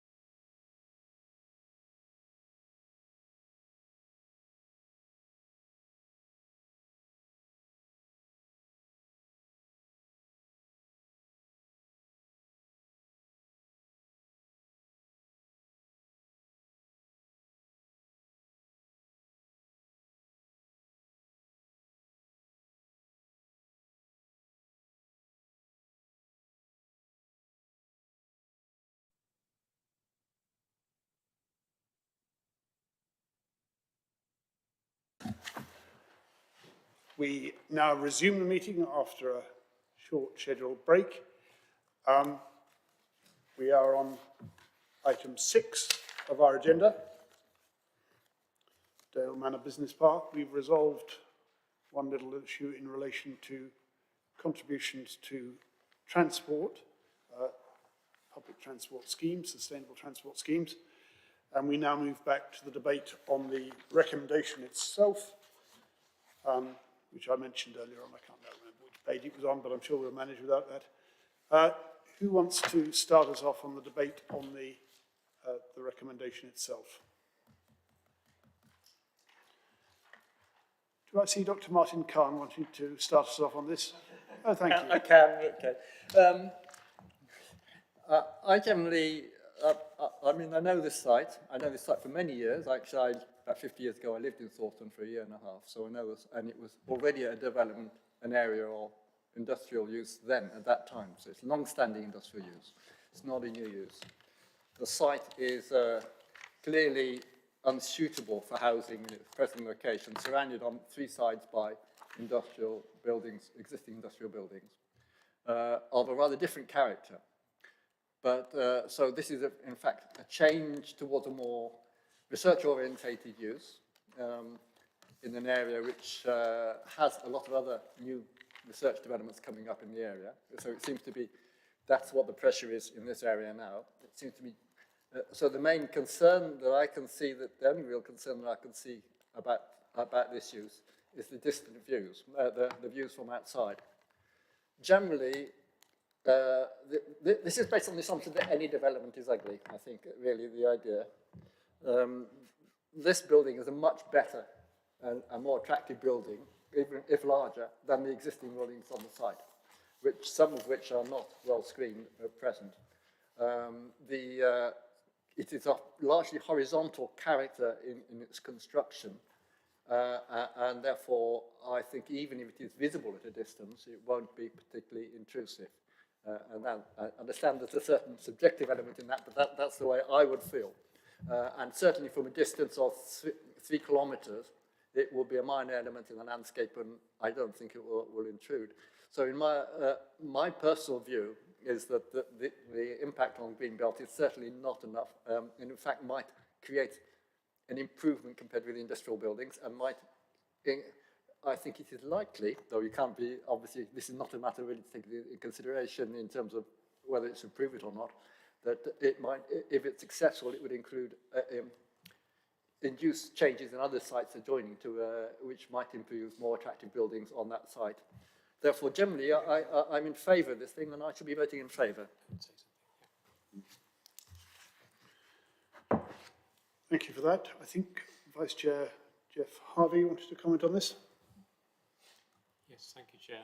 Well, really agreeing with what Martin Khan said. We spent quite a lot of time in the committee discussing ways of sustainably arranging housing near to employment, but actually the converse also should be an objective, and I know it's very important to the business community to have this sort of clustering effect, and I think this would be a sensible use of some available land.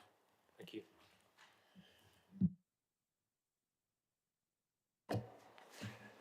Thank you, Chair. I would agree with the preceding comments. The site is currently derelict, overgrown with brambles and weeds.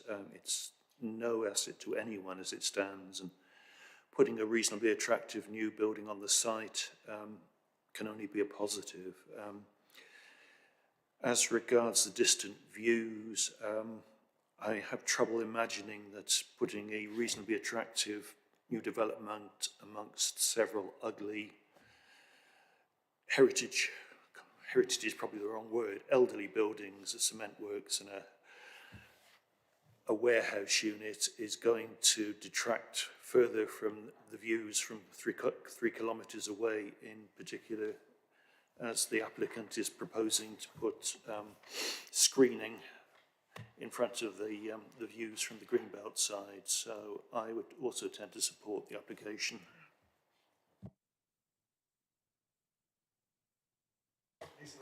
I was just just going to say that I agree that it's good to see a development on brownfield site.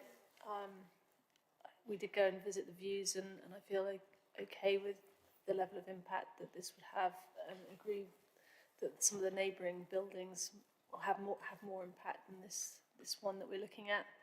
I was pleased to hear about the environmental credentials of the company and the efforts to have the underwater the tanks for irrigation, and their efforts to improve the sustainability of it. So I'm leaning in favour as well.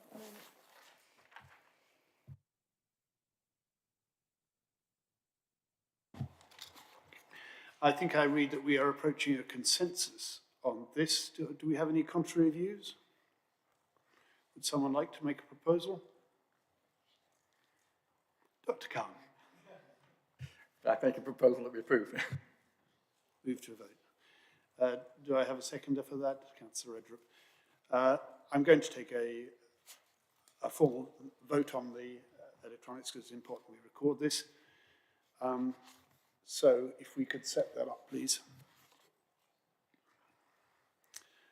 Right, I think you know that if you're in favour, having pressed the blue one, you then press the green one. If you're opposed to this application, you would need to press the, what will later appear as a red one. So the vote is now underway.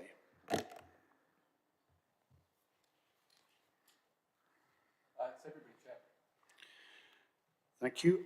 Well, I see we are unanimous, and that application is approved. Thank you very much to those who took part in the public debate, and we really appreciate your patience and that of everyone else involved. It's 12:17. We'll now move on to the next item on our agenda, item 7, which is the former Barrington Cement Works, a variation of conditions.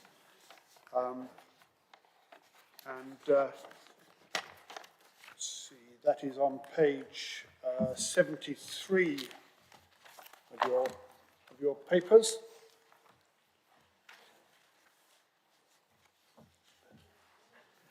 I see Alyssa's left the room. I should have thanked her for all her detailed work on that one, but I shall do so later. So, former Barrington Cement Works, variation of conditions. I won't read out all of the items concerned. The applicant is Redrow, and the lead officer in this case is the joint director, but the presenting officer is Michael Hammond, who is, yes, Michael Hammond is on screen, I see. Right, Michael, please, bear in mind that we have, I hope, all read the papers, but if there's any summary or update you want to give us, we would appreciate that. Thank you, Chair. I'll just share my screen and check that that's working first.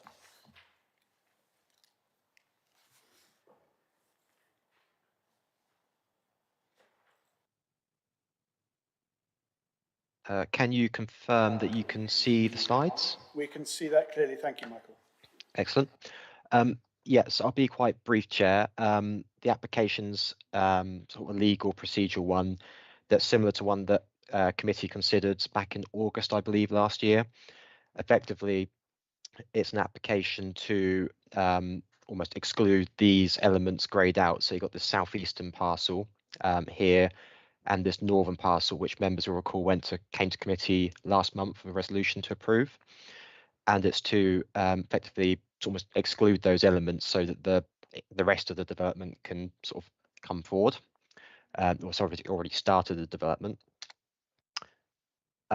So just for ease of reference, these were the two sort of site layouts that were approved.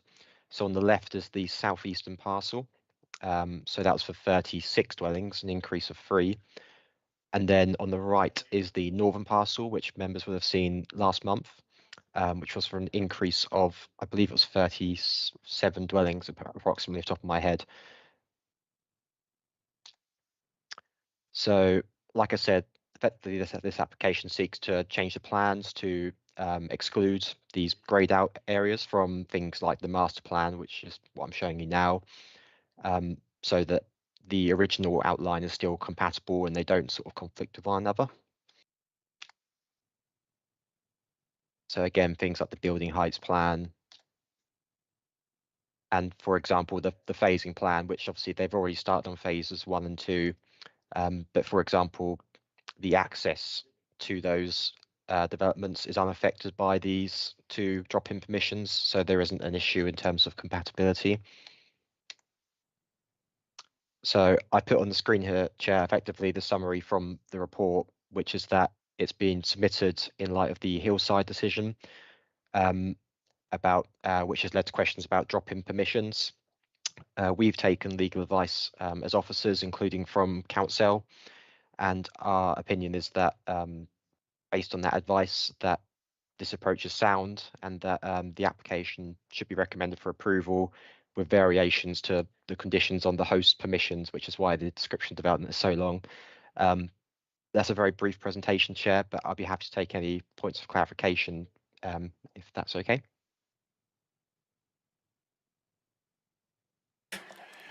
Do we have any questions for Michael Hammond on this? Bear with us a second, Michael. No. Right, and thank you for the advice on the legal status of this application. Anyone want to? Councillor Lisa Bedrow. Sorry, just to be clear, my understanding is that this is just an application to cover a legal element, so there's no changes for us to consider. It is just for a legal clarification for the applicant. That's right? my understanding. Michael, you're confirming that, I think. Yeah, you can see my nods, yes, and confirming that. Yeah, Councillor Heather Williams. Okay, so we'll come back to that in a minute. Michael, thank you very much for that presentation. It looks as though we will have a brief debate. Councillor Heather Williams. I think be extremely brief, Chair. So just to refer members to page 82 and 83, never have I seen the word no objection and no comment used so often in a planning application. I almost feel like I need to verify this and double check. As has been said, we had this similar previously. It's a legal matter. It's seeking to regularise things. I think the debates on the application have sort of been and gone on the merits of the case, and I don't see any reason to hold things up, Chair. I think it's it's seeking to address matters in the light of the case that was taken. Yes, and perhaps I could add that there's one further no objection, which is from the local member. We've heard, I think we have an email from the local member saying that he has no objection to this. I don't propose to take a formal vote on this, because I think we've done that on previous occasions. We have a registered speaker, yes. Thank you for that reminder. So, yes, my apologies to Liz Fitzgerald of Barker Parry, and I think you're online, so my apologies for failing to call you earlier on, and we would appreciate your views on this. So please, you have 3 minutes. Thank you very much, Chair. I don't intend to use the 3 minutes. We're the agents acting on behalf of the applicant, and as per previous applications, I put myself forward to simply be here to answer any technical questions that councillors may have. So on the basis of the discussion, I'm more than happy to step aside. Thank you very much for that, and my apologies again for not calling you in the right order. Right, does anyone have a contrary view? I see a sort of consensus towards agreeing this. Would somebody like to put a proposal? Councillor Dr. Martin Khan. Suppose we go to the vote on this. Seconded by Councillor Dr. Richard Williams. Thank you. We'll take this by affirmation, I think. We all agreed? Agreed. All agreed, right. Thank you. So that is approved in line with the recommendation. 12:25, so we have time to move on to the next item on our agenda. Item 8, which is the bungalow at Hayden Way, Willingham. And I will remember this time that we have a public speaker, 2 public speakers who've been very patient. But before we get to that, let's hear from the officer. We're on page 93 of your papers. This is an application for this. The site is the bungalow Hayden Way in William for the replacement of a dwelling and the demolition of the existing, or following the demolition of the existing. The applicant is Mr. J. Rooney. It's been called in at the request of the parish council, and the recommendation is to approve it subject to conditions. The presenting officer is Phoebe Carter. Phoebe, we're with you.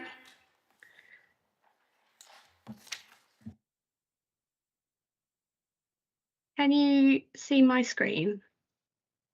We can indeed. Wonderful, thank you. So this is an application for the bungalow. It's a detached bungalow located off. One second.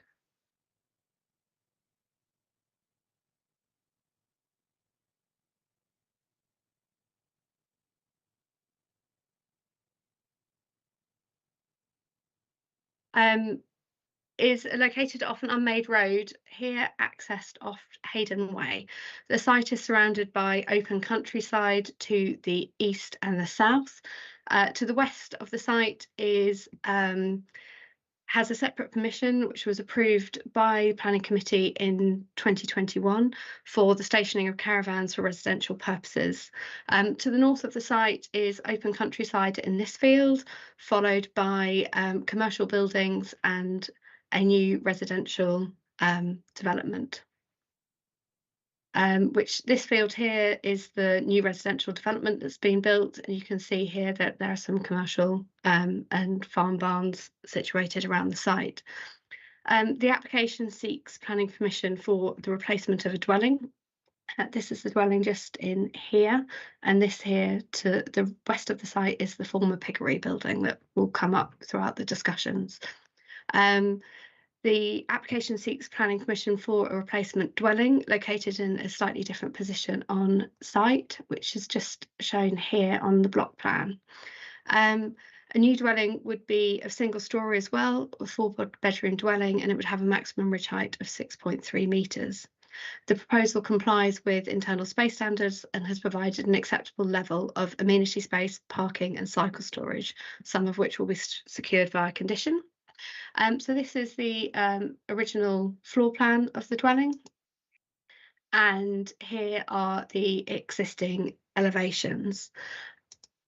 The proposed floor plans, this dotted line in here shows the outline of the dwelling to be demolished. So as you can see, the proposed dwelling is larger than the existing dwelling, but it is considered that it would not dominate the site, and the proposed dwelling would not be set forward of the existing footprint and is of a simple design. The elevations are shown here, and this is the rear elevation and side elevation. An objection has been received from the parish council regarding the existing bungalow being conditioned with an agricultural tie, which is a key issue within the application. Officers, no other objections have been received from third parties or consultees.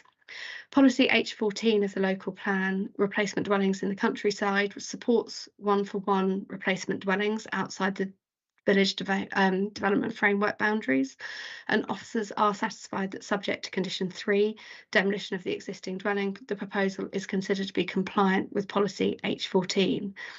Whilst the proposal is for a replacement dwelling, consideration of policy H19 in regard to the agricultural tie is considered relevant. This is the plan from the 1975 application for the original dwelling, which was approved with an agricultural tie to the former piggery. So this is the outline of the piggery, which is sort of labelled B, and the section here, R, was the proposed site of the dwelling house originally.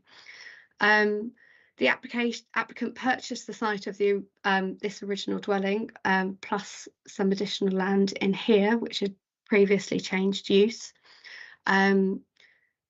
After planning permission had been approved for the demolition of the piggery site to the west and a material change of use of the land to the siting of caravans. The existing dwelling therefore is has currently no agricultural holding linked to it. However, it could still be used in relation to agricultural or forestry in the local area. The applicant has provided information regarding the use of the site and dwelling, and officers consider that this information has demonstrated that agricultural operations tied to the occupant ceased over 30 years ago, and considering the limited curtilage associated with the existing dwelling is not sufficient to operate a viable rural-based enterprise. Whilst there is some conflict with the requirements of policy H19 in justifying the removal of the condition and the fact that the property has not been marketed in line with policy H19, the planning history of the site carries significant weight, and officers are satisfied that the dwelling has not been occupied with an agricultural tie for a significant period of time. And for these reasons, officers are satisfied that there is no longer a need for an agriculturally tied dwelling on the land. The proposed replacement dwelling is considered to be of an appropriate scale and design, and is appropriate within its setting within the open countryside. In all other respects, the proposal is considered to comply with the requirements of the local plan. And for these reasons, officers are recommending approval of the application subject to the attached conditions. If you have any further questions, then please let me know.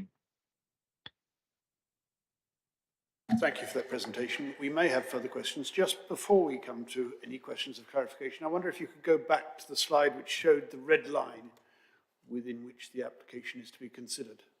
You had a site plan, I think your second slide. If you could just put that up for us. Does anyone have any questions? Yes, Councillor Heather Williams, give us a moment. And any others?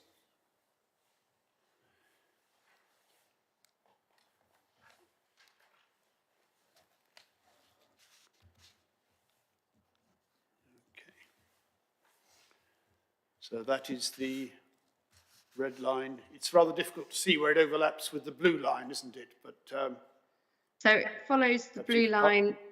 Thank you. In here, these two boundaries of the blue line. So that is the site we are considering. Thank you for that.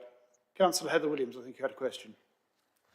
Thank you. Two questions, Chair. One of which, if I understand correctly from the presentation we've just been given, and from the information in here, the property hasn't been occupied by somebody in relation to agricultural use for some time. Now, my question around that point is, how long have we been aware of it? Not how long has it been happening, how long have we been aware of it?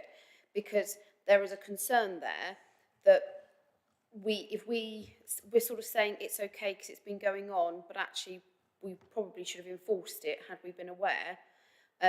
So it feels a little peculiar to say, but because we didn't enforce our own planning conditions, we've now set and made it okay. So I think we need a bit more explanation around that. The other point was a bit more on the agricultural link. Now, my understanding is that really properties are needed in agricultural places when it comes to livestock. You don't need it for trees and arbory, but if you've got livestock, you need to be able to be on site, you know, for lambing season or calving or whenever it is, and for other reasons. But there isn't a need for arable purposes to live on site and the like. Is there such distinction between what the agricultural use, or is it simply agriculture? Because I think that in itself, sort of, because we've been told that you can still do arbory work and things like that. I wouldn't say arbory work is farming, to be honest. It's not agricultural. Can you just clarify your terminology, arbory work? Arbory work. How did I pronounce it, Chair? What did I pronounce? Sorry, I obviously pronounced it wrong. My apologies. But yeah, so I wouldn't class that as agricultural. I was just seeking a clarification of the word arbory works that you used. Okay, thank you. Just to confirm. Good. You know, some of us are a bit slow to catch on to these terminologies, so forgive me for seeking clarification, like the judge who asked what the TV is for, you know. I think we have next Councillor Helen Leaming. You had a question for... I think there was a question there, perhaps you ought to deal with first. Phoebe, I wonder whether you want to deal with that yourself or whether you want to ask our legal officer who's prepared to contribute on that. Perhaps you could both come in on it. I'm Lack of happy. enforcement in the 1980s or 90s or whatever, being the first thing there. We only became aware of the agricultural tie to the dwelling during the lifespan of this application. When the applicant bought the land, the agricultural tie to the building and the dwelling was not made clear within the land searches. So they were not aware when they purchased the property that it had an agricultural tie on it. And until this application came forward, I was unaware of it. So as to the why we haven't enforced on our own condition, we've only become aware of this during the lifespan of the application. So why we potentially didn't enforce on it 25 years ago, I'm unable to answer. But in regards to the current period, we've only become aware of it during the lifespan of the application. And in regards to agricultural links, it depends on the wording of the condition. This condition for the 1975 application wasn't directly linked to a specific agricultural holding. It was linked to agricultural working in general. Right. I think we may have a broader concern as to why such conditions are not revealed by searches, but that is not a matter for this application. Well, perhaps I could ask Vanessa as our legal officer to deal with that point, if that's all right. What weight can we give for what was said about the fact that it's been happening for a long period of time, therefore it's okay, when it was actually because nobody was aware, it sounds. Yes, I think we've had clear guidance on that from Phoebe, but it would be helpful to have the view of our legal advice on that as well. Thank you, Chair. I'm going to have to take one step back, Phoebe, and can I ask why an application to discharge the condition, once it was identified, was not brought by the applicant prior to the application to demolish and rebuild? Because that condition is in existence. That's on the planning history, I understand. It was not on their legal land search, and therefore they were not aware that this agricultural tie to the dwelling existed when they purchased the land, and they weren't aware of it until halfway through the application itself. Which I understand, but it was on the council's planning history. So there was a permission granted with a planning condition that tied the property to the profession, as it were. And having established that, my question is, was there no thought given to the usual application to discharge that planning condition by way of a certificate of lawful development supported by an affidavit that simply said this occupation, this property has not been used, or the agricultural tie has not been in operation for 30 years? It has been raised with the applicant and agent, but they weren't willing to withdraw the application. I think we're going to need clear advice from our legal officer. I mean, my impression is that since the agricultural link effectively ceased more than 30 years ago, it would almost certainly have been unenforceable. The question is whether we are able now to progress this application in view of the fact that no application was made for a certificate of lawful development or whatever the necessary application. Are you happy for us to proceed with this application? The application can proceed, but I'm uncomfortable with the process.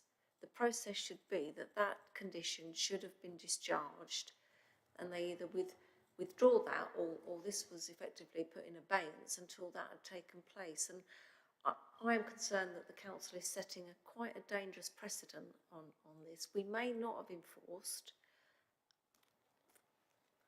and I'm not aware of any particular reason why we didn't, but you know, the passage of time over 30 years would have been long before these officers were employed by the council. But I am concerned that there is a dangerous precedent being set here, which is, well, if there is a planning condition and we just haven't enforced it and it hasn't gone on the land registry, we just ignore it, because until that condition is discharged, it's forever there. Right. So I'm sorry, I just want to clarify this one. So is it your advice that we can progress with this application despite no such condition having been discharged? Your concern is a broader concern for the council as the procedure we apply more generally, not a concern that we should now cease to consider this application. Can we just confirm that position? The application can continue to be considered. Are we all happy with that advice? Councillor Heather Williams. Chair, I accept the advice, but I'm incredibly uncomfortable with proceeding, having heard what we've just heard. I appreciate there might not have been something legal, but it is, you know, the two words buyer beware. That, with all due respect, is not our issue. I would propose that we defer, give officers and planning lawyers the opportunity, and I appreciate we have got public speakers that have been, and the applicant is suggested to withdraw the application, because it's either that or I think it has to just get refused, because how can we Can I just have remind two things everyone going that at we're once? currently in the state of questions of clarification to the officer. We're not into the question of debate. We do have public speakers. So if Councillor Williams would agree, I would like to close the clarification and come back to this issue when we get to the debate.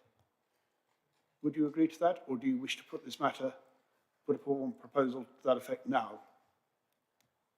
I'm happy to hear from the public speakers, Chair, but I do think we should seriously consider the advice we've been given about concerns about you going forward. Yes, the advice is from the legal officer that we can progress this application. We have two others, I think, want to ask questions of clarification on what was said. So I think it's first, yes, Councillor Helen Leamy. Thank you, Chair. So in 1975, when this was sort of designated, it was given the condition of having the agricultural tie. Was that specifically in relation to the fact that it was associated with the piggery? And now that the piggery has changed use, is that part of the reason why we're moving into considering using this in a different way? That's my first question. Second question is, just because it hasn't been been sort of associated with the agricultural tie, because that wasn't known about, that doesn't mean that there isn't a need for that. That just means that we didn't know that that was what it was. And it's two separate things. So I wondered whether there is actually a demand for properties with an agricultural tie in the area, and what have we done to assure ourselves that this is something that we can just, you know, move on from. We don't know that isn't needed. We found out that this was the original purpose of the building. It hasn't been enforced because we didn't know about it. That's understandable. But now we do know about it. Is it required in the area? And if it is required in the area, I think we need to consider whether it is required in the area before we move away from it. I'm just trying to understand. That question. Phoebe, I appreciate you have addressed those points before, but do you have anything to add in answer to that question? So in regards to the condition with the agricultural tie, the bungalow was built in relation to the piggery. They wanted a dwelling on the site, essentially, for the management of the piggery. However, the tie was not directly to the piggery. The tie was a more generic agricultural condition, but the property was built directly for the piggery, and the piggery and the holding essentially that went with the land has now gone. So there is no like holding land in relation to the bungalow, and the curtilage around the bungalow is not considered large enough to support a viable rural enterprise. In regards for agricultural need, it hasn't been marketed as an agricultural building. When the bungalow was sold, as we previously covered, there wasn't any knowledge in the sale particulars or in the land searches that this was an agricultural building, and therefore the marketing for the agricultural building hasn't occurred. In regards to local need, there isn't, with the mechanisation of farming, there isn't the requirement for as many agricultural dwellings as there historically used to be. As for the need in the area, we don't have those figures or that data. Now, we have had a number of questions. I have a couple more who are down to ask questions. Can I just be sure that there is need for further clarification on points that we may already have discussed, or are we happy to move on to the public speakers in the debate? Councillor Martin Khan. Simply, partly was already answered. I was going to ask whether this site, if it was an application for an agricultural dwelling now, would have been approved on the site, and you said that it's not a viable agricultural dwelling.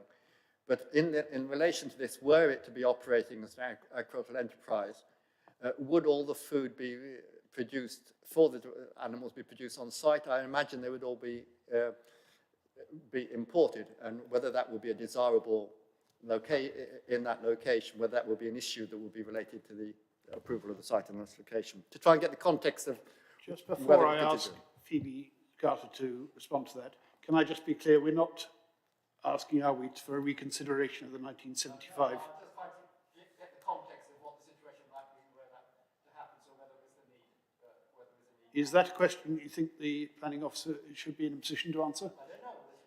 Let's see. Let's see. Phoebe, are you able to help us on that? It depends on, I mean, the bungalow wouldn't necessarily have to be used for animal farming. It could be an arable worker living there, and therefore that it wouldn't require it. I mean, when the piggery was in business, it was purely for the pigs. Feed would have been brought into the site at that point. It wasn't an arable land that they then used. It wasn't split as an arable land. It was just a piggery. So feed would have been brought into the site in 1975. As to a current use, it depends on who moves into the bungalow, which we would be unaware of at the current time. I suspect that may be the best answer we can give in the circumstances. Councillor Dr. Lisa Ridrop. Thank you, Chair. My question's about encroachment, because my understanding is that the point of the policy is to prevent encroachment into outside the residential framework. And I just note that this house is slightly bigger than the existing one, but the existing one has a garage integral to it, and this one has no garage or no outdoor store space. I do know that it has a condition to remove permitted development for those types of things, but I would imagine that it would seem reasonable later to then give permission for some sort of store or garage. And also there's a condition asking for bike storage to be included. So I just wonder how we feel about that, if that could then result in more encroachment and more land in that non-developmental framework site. Thank you. Thank you. Just before I ask Phoebe Carter to do that, you say a question of how we feel about that. Is this a matter for debate later on, or is it a matter of clarification now? I'm confused on that point, Chair. Sorry. Phoebe, can you help us again? Well, any application that would come forward at a later date would be assessed on its own merits. The proposed, the increase in floor space and the single storey, the additional floor space proposed is something that actually could be achieved as an extension to the current dwelling under prior approval if they chose to. However, the current building is of a very poor construction and very poor insulation. So in rebuilding a bungalow, they are improving the efficiency and energy efficiency of the building. The other building would need significant improvements to sort of meet current requirements for energy. So it is something that could be achieved under prior approval, an extension of the size of the single story sort of extension beyond the existing footprint of the development. We have put on additional restrictions of permitted development, and therefore any future application that comes forward would be assessed on its own merits. And something that we would consider is the visual intrusion into the countryside. Members, I think we've had Thank you. very full clarification. Thank you very much, Phoebe Carter. I was proposing to say a few words at the end of this debate, but I will say it now, which it is clear from this discussion, these questions we've had, that we may need to ask the Joint Planning Service to consider ensuring that the conditions on previous applications are clear, why that was not clear on the land searches that were undertaken, and to consider the procedure when such applications come forward. But we have had clear advice from our legal advisor that we can now progress this application. And so I'm proposing now to proceed to our public speakers. And we have two public speakers, one on behalf of the applicant, I think, and one on behalf of the Parish Council who have objected to this. So first we'll come to Ray Manning, who is, I think, a neighbour, and I have a feeling that Mr. Manning knows our procedures quite well, so I won't insult him by repeating them. The floor is yours. Thank you, Chairman. Yeah, it's been a sentimental journey, and I've been sitting here with an overwhelming feeling of nostalgia. Thank you. Could I just say thank you to the officers who have been sorting out the hearing aids for me, because I'm almost deaf now, and thank you for that. I made a note beforehand that this all centres on the agricultural tie. The original bungalow is a prefabricated one. Mr. Madden built that in '76, and it really is, well, past its sell-by date. As you said, I've been an SCDC councillor for 14 years, parish councillor for 46. And I'm convinced that the criteria for lifting the key criteria for lifting the agricultural tie has in fact been met. I live in an agricultural tied house myself, and I'm a farmer and fruit grower, so I'm well aware of all the rules and regulations, and I think that the tie has been met. I've farmed the land, my family's farmed the land opposite since the 1930s, and most of the land around on the south side, so I'm well aware of the site. It was offered to me by two different estate agents in the 1980s and again in the 1990s, because I was the neighbour, and in both cases I turned it down. The first time it was for 25,000, which I wish now I'd bought it, but there we are. There's no agricultural use. There hasn't been for over 30 years. I can explain the ownership of the roadway if you want me to do so. It was, of course, in Over Parish until 2018 when the boundary changed. So Willingham Parish Council have never discussed it or done anything with it prior to the boundary change in 2018.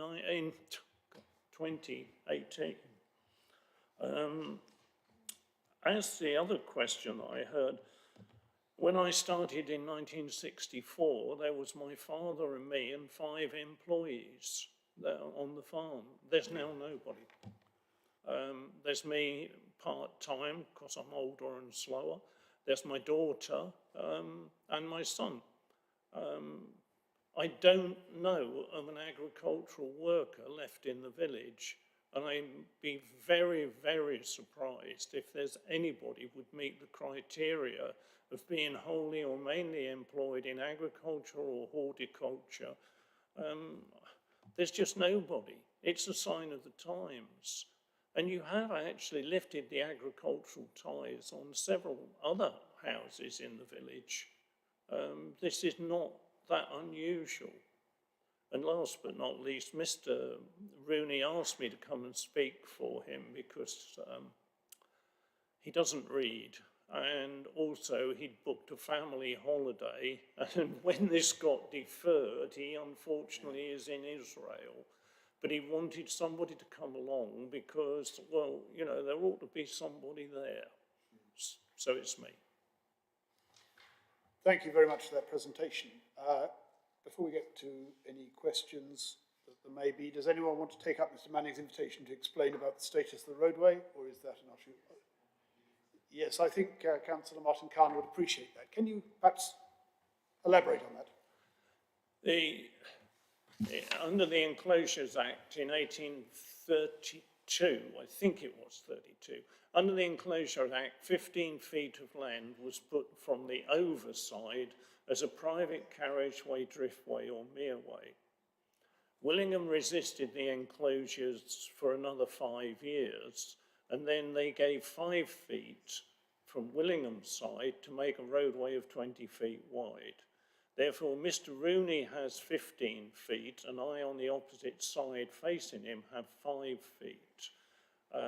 You're entitled to the herbage, you're entitled to tether animals on it, but you have to give access to other people down it. There's only one other now because all the rest of the land, I own it. So there's only one other person that actually has an access over the roadway. I mean, briefly, that's it. Is that good enough? But anyway, blame the Enclosures Act. That's very helpful background. Thank you. I think Councillor Heather Williams had a question for you. Thank you, Chair. So I'm just looking on for members 6.1 on the page 97, and the parish council is objecting with the main thrust being about the agricultural tie. Is there any, if we took that issue out, because like you say, times have changed and agricultural ties have been lifted, is there anything else that you think would lead to their reasons of objection, or is it just simply the principle of it should be agricultural? Before we ask Mr. Manning to answer that, is that intended to be a question for Mr. Manning on behalf of the applicant, or is that intended to be a question for the parish council who have yet to present to us? Yeah, it's very confusing, because but shall we hear from the parish council and ask them, or do you want to ask Mr. Manning? We can. I was just asking his sort of view, but we can leave that for the parish council if you so wish. Mr. Manning, you're very welcome to make a comment on that if you'd like, or you can choose to leave it to the parish council to answer for themselves. Well, I was a member of the parish council for 40 odd years, and it's parish council policy to object to the lifting of all agricultural ties on the, it was a policy. And the reason being that we don't want the system to be abused, and I agree with that because I benefited from it, being able to build a farmhouse where I've lived for 50 years, when I couldn't have normally done that. Right. And incidentally, you were a member of Willingham or Over Parish Council? I was Willingham Parish Council. Yes. Thank you. I don't think Over would have had me. We won't put that to the test either. Are you happy with that? That's very helpful, and we may choose to ask the parish council representative that as well. But meanwhile, thank you very much for coming in, and we appreciate that it is important the applicant be represented, and it was important you did that, so thank you.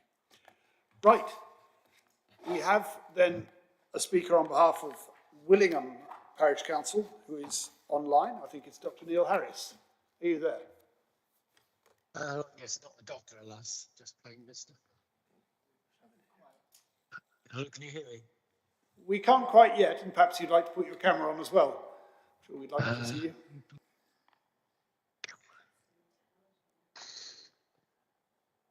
Dr. Harris, thank you. You're welcome.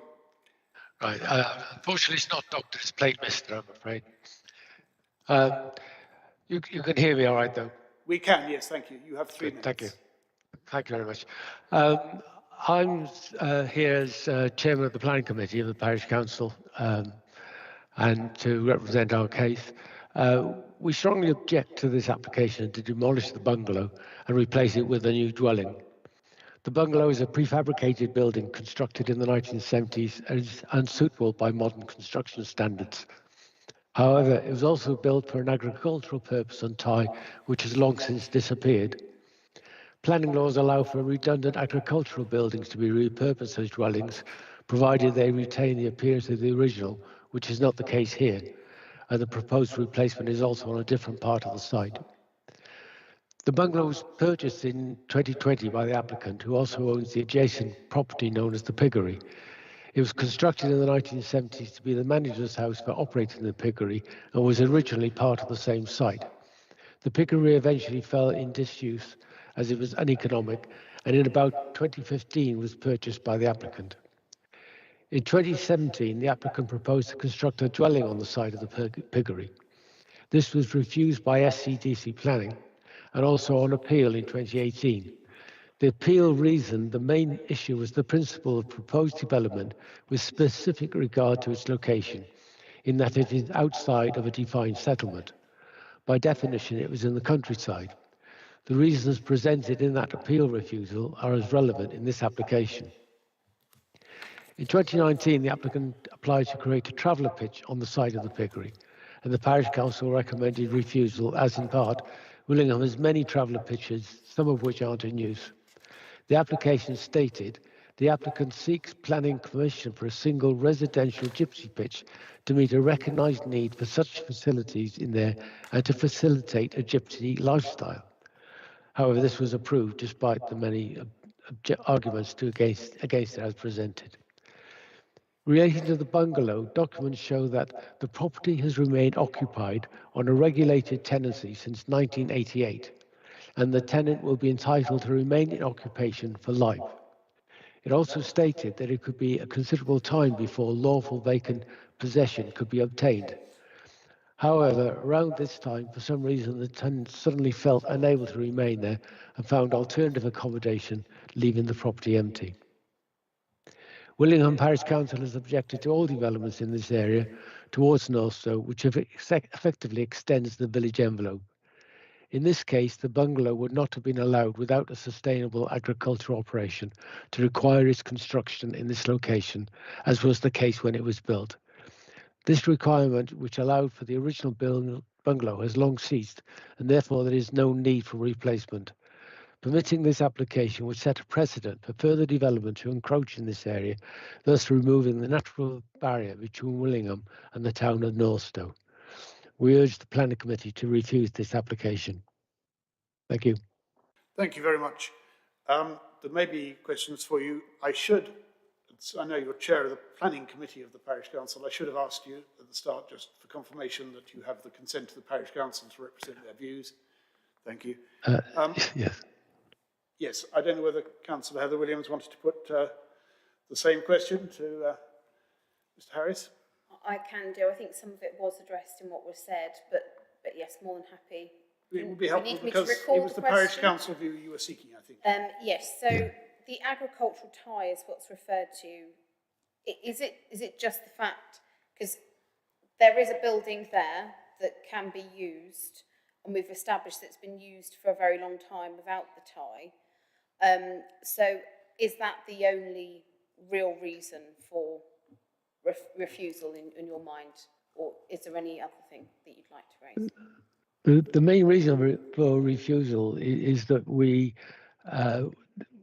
the village, it's outside the village envelope, and we're very conscious that once a development takes place outside the envelope, it tends to set a precedent for other developments in the same sort of area.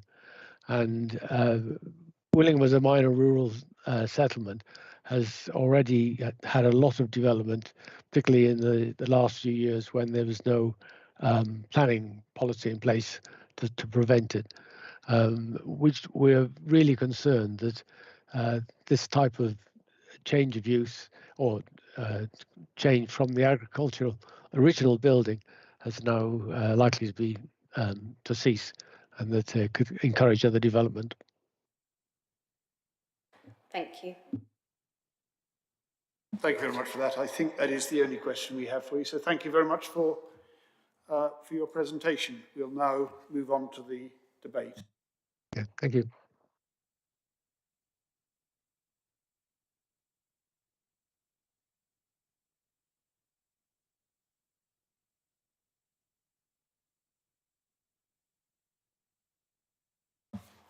The local member has confirmed that he doesn't wish to speak on this. So I think we do then move on to the debate. Does anyone have any views on whether we should accept the recommendation? Councillor Dr. Martin Kahn. This is a site which, were it to be applied for as an agricultural development nowadays, from the information we've provided, would not be considered a viable development. I think one would probably also be concerned about the fact that were it to operate as an agricultural development, as a piggery, there would be quite a lot of feed brought in, and so there would be traffic, heavy coming along that access, which is clearly a small access, not very not a very satisfactory one.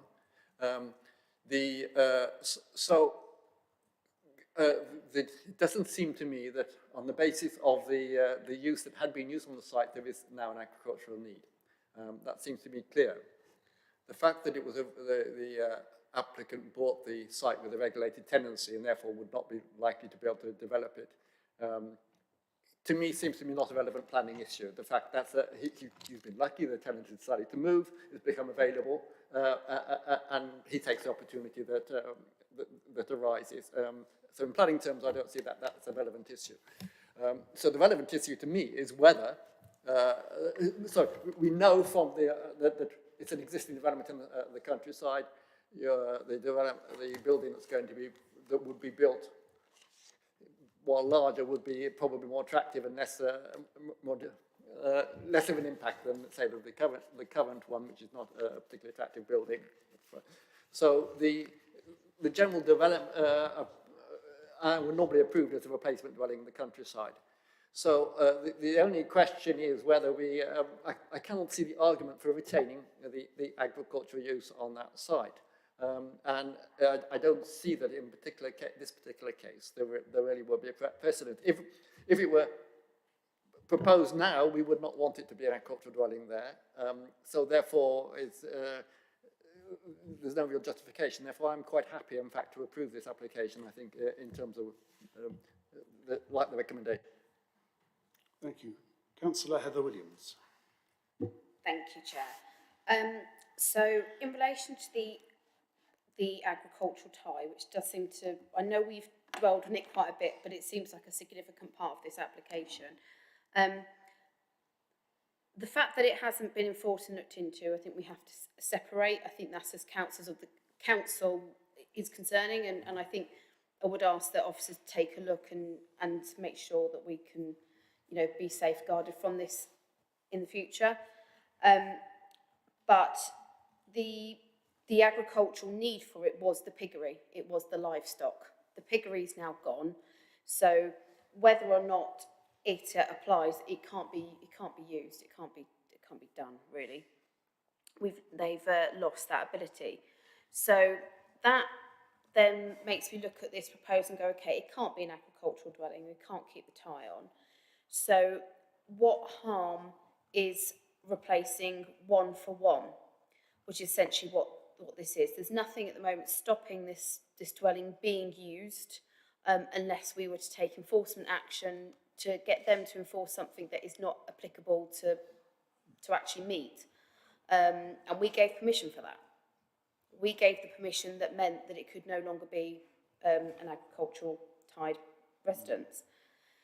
So, I do hear the concerns from the parish council in relation to, they've mentioned precedent, but we know very well that every case is on its own merits. Precedent is not something in planning. There can be precedents of procedure, but not on determination of application. So I appreciate that won't help the parish council, but potentially, but I hope it does reassure that if this is approved, then that's not everything else goes with it as well, because there is no precedent.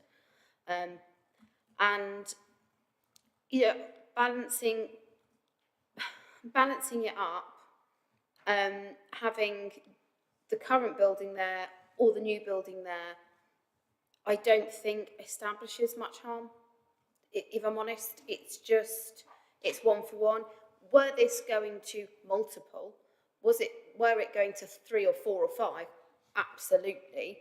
The size, of the scale of it is sensible. It's not a 7-8 bedroom mansion that's being put there, and I think it's disappointing that the advice wasn't taken, because you'll have heard from what I said at the start. I am anxious of that process, but I'm having to sit here and try and separate that out for myself.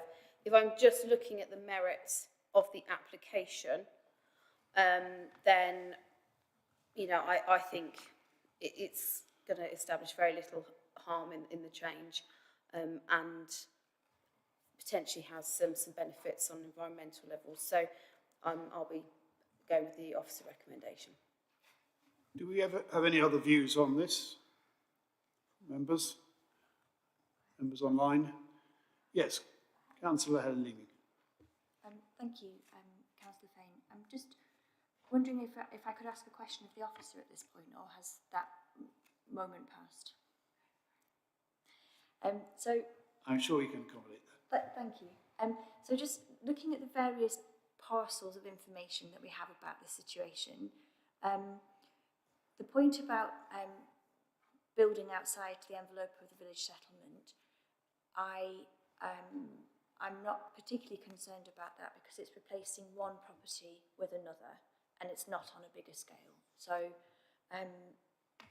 there was a residential house there, and it's being proposed to be swapped for a different one. The critical thing that I think that makes this a thorny issue is the agricultural tie. We've established that there isn't much need for that locally. What I would like to ask the officer is if this is just a matter of sequencing, if there is a way that we can process the agricultural tie issue first and then continue to giving planning permission to this development, because my only concern about this is setting the precedent that we just remove the agricultural tie based on usage, and that has happened because we didn't know about it. It's not a conscious decision. We haven't made a plan to not acknowledge the tie. It's happened that way. And I wonder whether we can deal with the legal issue, remove the tie with transparency, and then move to planning. I'm not sure how that process would work. You pose that as a question, but I think in fact it is a proposal that we deal with the agricultural tie first, which would have to be done separately, and then if the applicant wishes, we come back to the planning application. Do you want the officer to comment on that? Do you want to put that as a proposal, or are you just seeking advice? I'm just seeking advice at the moment about how we would do that. Yeah, I think you're still... we'll refer that to Phil, I think. Yes. Through you, Chair. There's no compulsion on the applicant to submit an application to remove an existing planning condition. So whilst you may ask the applicant to do so, they may say, no, thank you, my application's in and this is what we've got and that's what we're asking you to assess on its merits. Now, obviously, we're aware of this, the agricultural tie, which has been debated and exists on the existing dwelling, and there is provision in the local plan which discuss when that is appropriate to relax. And we've got a slightly unusual situation here where it's effectively been relaxed for a period of 30 plus years, albeit unbeknownst to ourselves as officers of the council and even the applicant themselves. So it is a slight anomaly. And so I hope that gives some comfort to members around enforcement procedures. And as you heard from the public speaker, we have had applications in where we've sought to deal with other applications for relaxation agricultural ties. So, as I say, it's a slightly unusual circumstance we've got here. But the weight that members want to give to that issue is down to you as decision makers in terms of whether that's something that is material to the decision making process, and the requirements set out in policy H14, which deal with, H19, which deal with relaxation of agricultural ties.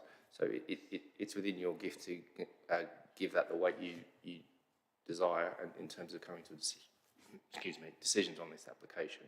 But as we've heard, there's policies which support replacement one-for-one dwellings in the local plan, policy H14, and again, that's been debated as well. So to answer your question, no, I wouldn't advise that we can suggest to an applicant that they deal with that issue first, because you can take that into consideration in determining this planning application. Councillor Leeming, based on that answer, do you wish to take a view on the application?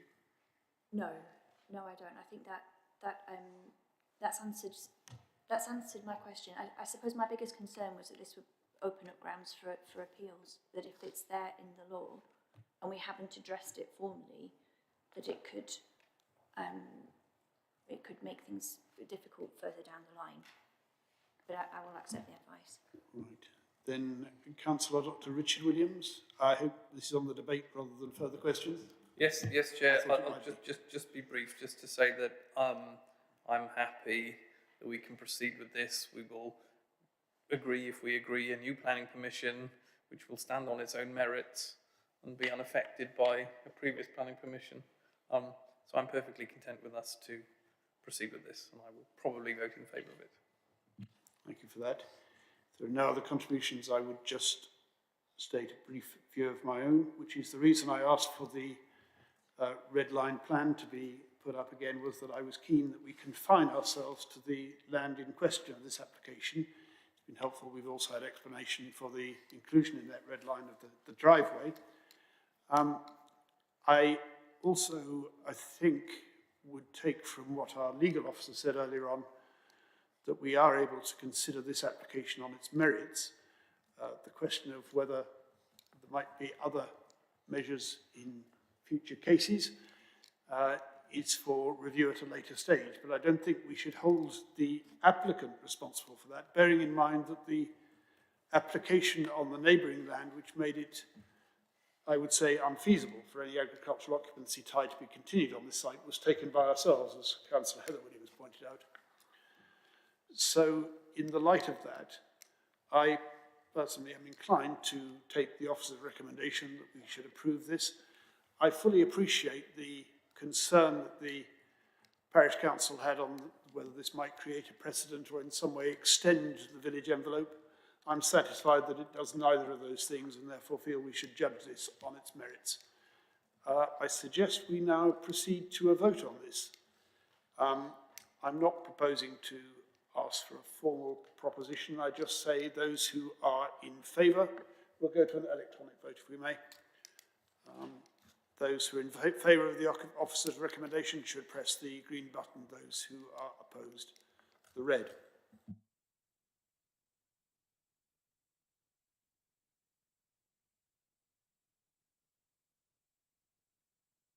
We have all voted. We have all voted in favour of the officer's recommendation. This application is approved. It's 1:20. I said we would break at 1:30. I've not been very good at keeping timing at all today, but I'm wondering whether it is worth our while starting the next item before. I think the general advice isn't. We do have members online. Can I just check that those who are wanting to contribute to this item might be available later on? If anyone isn't, perhaps you could put that in the chat. Or we have 2 members online. Are you happy that we, indeed, unless you take a strong view on the matter, I'm going to adjourn for lunch.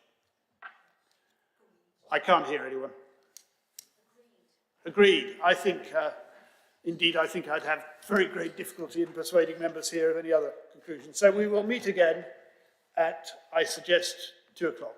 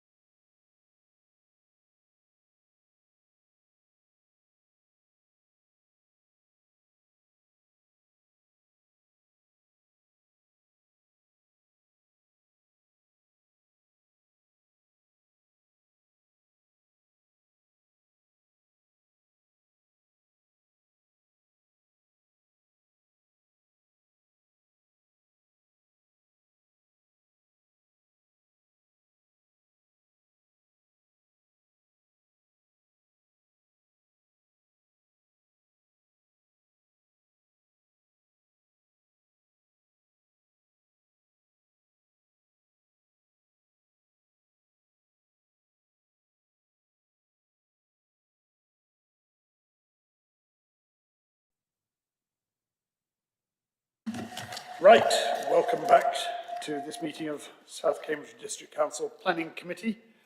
We're now moving to item 9, land north of Pathfinder Way, Northstowe.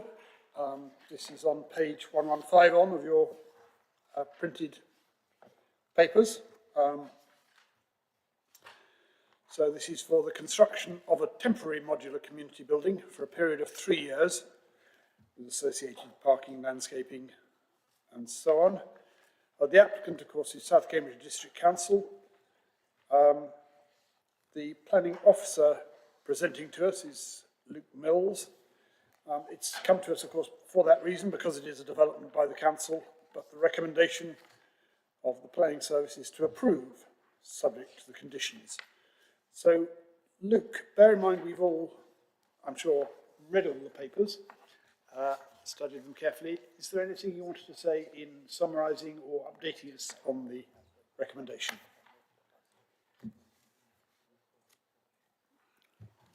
Yes, thank you, Chair. Can I just check that these slides are visible on the screen? I think they are. Very clear. Thank you. So yeah, I do have a short presentation to introduce the item. So before I begin the main presentation, I should highlight that there's been one late representation since the agenda was published. It clarifies that the existing one-way access road, I will seek to indicate it on the drawing. So I just get the pointer ready.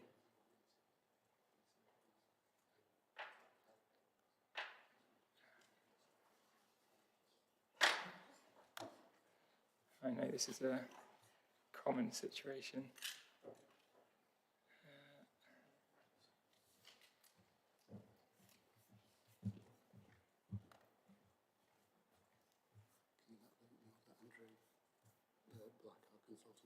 Sorry, you can't see my cursor, can you? Laser? Yeah, that's what I was just looking to do. I'm sorry. We'll Here we manage are. if it's just a pointer. Can't see it I at the think moment. we're getting there. There we go. My apologies. Here we are. Can you see that okay? Yeah. can. So, yeah, so it's this late representation, it clarifies that the existing one-way access road, it's essentially just lines, it's not entirely clear here, but it's along here. It moves in a one-way direction from Stirling Road to Pathfinder Way. And the reason that's important is because when we get onto the site layout, you'll see some parking spaces that have been shown. They're existing parking spaces, so it doesn't actually affect the application, but they're shown in the wrong orientation. So they were simply pointing out that they wouldn't work in that alternative orientation. And I just reassure members that there'd be no proposal to reorientate those existing spaces. More will probably make sense when we get to that site plan, so please do feel free to ask questions if there's any confusion when we get to that point. So moving on to the main presentation, the site is located within phase 1 of Northstowe and measures 0.37 hectares. It's outlined in red. It includes vacant land that is currently laid to grass, but will eventually form part of the phase 1 local centre. It's on this broader square here, as well as the access road between Pathfinder Way and Stirling Road. Completed residential development surrounds the site to the east and the south. And immediately to the west is the constructed formal square known as the Green, and to the north is vacant land that will eventually accommodate a further portion of the local centre and the enterprise zone. The Phase 1 Outline Planning Permission confirms through its parameter plans that the site will form part of the future local centre, which is due to comprise a range of uses such as the permanent community building. This land use parameters plan on the screen shows the site in context with the remainder of the local centre in red. So here's the site here, or more specifically in this corner. And then also this across the road, that would be part of the local centre. The green, appropriately in green, the enterprise zone in blue to the north, and residential uses in yellow.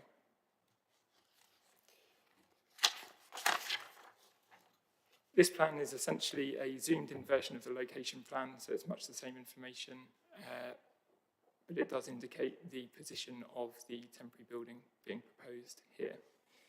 We'll get into a bit more detail on the next slide. The proposal includes change of use to a community facility on a 3-year temporary basis, erection of a temporary modular building, erection of a covered cycle stand containing 12 spaces, installation of hard and soft landscaping. The proposed temporary community building would provide an interim arrangement that bridges the gap between the recent closure of the temporary community wing at the Pathfinder Primary School, which was in July 2022, and the opening of the permanent Phase 1 community building, estimated by the applicant to be in 2025. A suite of application drawings and documents was included with the initial application. Further documentation has been submitted during the determination period, including an updated transport statement, travel plan, ownership certificate, design and access statement, and drainage strategy. Oh, whoops, sorry, I skipped ahead there. The proposed development involves construction of a standardised modular building of single-storey height and with a floor area of approximately 352 square metres. An amenity area at the rear would include landscaping, a play area, and community herb garden. The proposal includes no new car parking provision, relying instead on its sustainable transport credentials and existing shared parking provision within the nearby car parks at Longstanton Park and Ride and Pathfinder Way, a 500-metre and a 300-metre walk, respectively. Slightly closer to the site, there are 6 on-street parking bays along Pathfinder Way that could be used. A total of 9 shared spaces are also available off the one-way access road. And here I'll just point out those incorrectly orientated existing spaces that I referred to earlier. There's 1 space in that orientation and 1 there. The submitted travel plan includes measures to support a target of 90% of all journeys being made by sustainable transport modes. In terms of cycle parking, a cycle store would provide 12 new spaces in addition to the existing 50 shared spaces around the green. The schedule of accommodation includes a flexible meeting space, shown here, with a movable partition in the middle, 3 offices, an NHS room and waiting area, and a cafe and informal gathering area, as well as ancillary facilities. The external wall finish for the building would comprise green-coloured vinyl wrap with blue-grey columns and fascias, while a simple canopy at the front would provide a covered outdoor seating area overlooking the green. That's the canopy there. This aerial photograph hopefully helps put the site and proposal in context with Stirling. So we're kind of flipped around now. We're looking in the other direction, so south is at the top of the screen. So we have Pathfinder Way there, Stirling Road, Links Lane, and then the access road that I referred to there. So access is one way from this direction through there. Now, a few photos of the site taken from approximately this corner, just outside the site looking into it, just to give you a bit of further context as well. So that's looking directly down the runway down the one-way access road. Then panning round, overlooking the vacant plot, and then all the way around showing the connection to adjacent footpaths. And then I'll just leave on screen for a moment the artist impression of the building. Finally, just to note, it should be noted that the report's concise summary of one of the third-party objections perhaps misses an extra layer to their comment. So the summary at paragraph 7.2 of my report is impacts on delivery of the permanent community building. However, related to this is the residents' point that there is a more suitable site elsewhere, specifically land that the council owns to the north of Stirling Road. Nevertheless, as explained in section 10.1, the application site is considered an appropriate location for the proposed development. It would only be appropriate for the planning authority to require consideration of alternative sites if this were not the case. Now just moving to the officer recommendation, through the use of appropriate conditions, it is considered that any potential harmful effects arising from the appearance of the development, surface runoff, non-sustainable transport choices and construction activities could be suitably mitigated. It's therefore concluded that the significant positive social benefits arising from addressing a recognised need for community facilities means the balance is in favour of the proposal. Therefore, officer's recommendation is for approval, subject to the conditions in section 11 of the report. Thank you. We'll have the opportunity for questions of clarification if that is needed. Just one brief one from me. Luke, you mentioned there are various updates that have been received. Without going into the details of them, can you just list them to make sure we can all make sure we have received them if we need to see them? Sorry, Chair, I slightly missed that. Updates, you Yeah, said. are there any updates to the information that we have seen in this plan that we need to be aware of? No, so I covered them sort of integrated within the presentation, I suppose. There's a late representation that we received, and then there was reference to documentation that has been revised during the determination period. So, okay. Yeah. Thank you for that. Does anyone have any questions of clarification? Right, I then plan to proceed direct to our public speakers. I think I'm right in saying that we have no one speaking as an objector now, is that correct? So we then come to our first speaker, Peter Cope, if you are there online. Are you there, Peter? Yes. Hello? Yeah. Hello, yes, we can hear you. You have 3 minutes. I can be far more brief than that, but just to really stress the importance to members, how important this planning permission is for this community. As a local resident in North Stowe, I've experienced firsthand the negative impact the loss of the community wing last summer had on this community and the many developing groups in this town. The need for this interim community building is great for the continued development of this community, and even more so for some of those who are more vulnerable amongst us. For instance, since the wing closed, the local food bank distribution centre has had to relocate into Willingham, which has negatively impacted access to those vulnerable in this community. We also know, similar to other developments in South Cambridgeshire, the local census has indicated there's large numbers of children and young families for which these sorts of facilities are really critical for groups and also addressing issues of loneliness, particularly in our communities post-COVID. The proposed building management structure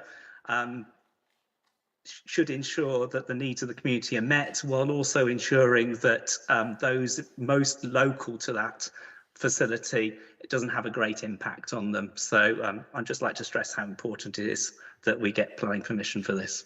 Thank you. Thank you for that. If you'd like to just hold on a minute, just in case any members have clarification on the points you just made. I think not. No, thank you very much for coming online. Thank you. Thank you. Well, next, if you're there, we have Councillor Paul Littlemore on behalf of North Stowe Town Council. Are you there, Paul? You should be able to see me now. We can, and we can hear you. Thank you. Excellent, can you just confirm, just formality, that you have the consent of the Town Council to speak on their behalf? I can confirm that, yes, thank you. Yes, you have 3 minutes. Please go ahead. Excellent, thank you very much. So the Town Council supports this application, and as you've just heard, its primary purpose is to bridge that gap of provision from the closure of the community wing in June 2022 until the construction and opening of the permanent community facility, which is now expected in 2025. Since the closure of the community wings, many groups have found it difficult to secure access to appropriate space for use of a wide range of activities, including but not limited to community events, meeting space for community groups, and operation of a previously very popular community cafe. This space is essential to getting those activities back up and running, located within the heart of our community. Earlier in the planning process, we provided comments on 3 areas: hours of construction not being in line with the site-wide conditions of Monday to Friday 8 till 5, 8 till 1 on Saturdays and no working on Sundays, and mandatory use of white noise reversing alarms on construction vehicles associated with the construction of the facility. These items have been included in the officer's report and are covered by condition in the recommendation. We also sought assurance with regards to the 2 parking bays proposed in the plans, and that this would not inhibit any future installation of an EV charging point in the adjacent area. We have since had such an assurance. I hope the committee will accept the officer's recommendation and approve this application today to give our community the space that it needs to flourish. Thank you for that presentation. If you'd like to just hold on, does anyone have questions for Councillor Littlemore on the basis of that? I see none. I have one question for you, Councillor Littlemore. Hi, thank you. I just wondered, we've seen that there's lower car parking provision than might necessarily be required. Do you think that could cause any problems in the area? Did you hear that all right? Yes, I did hear. Thank you. So the green does actually provide a significant number of car parking spaces, which doesn't seem to be sort of or wasn't included in the original application. So there is actually a row of car parking spaces there, which is where we were querying the layout, which your officer has indicated that a late submission has shown them in the correct orientation. So actually, there's more parking provision than what's described. But I believe the event management plan has appropriate controls around it to manage any issue around parking that may arise in the future.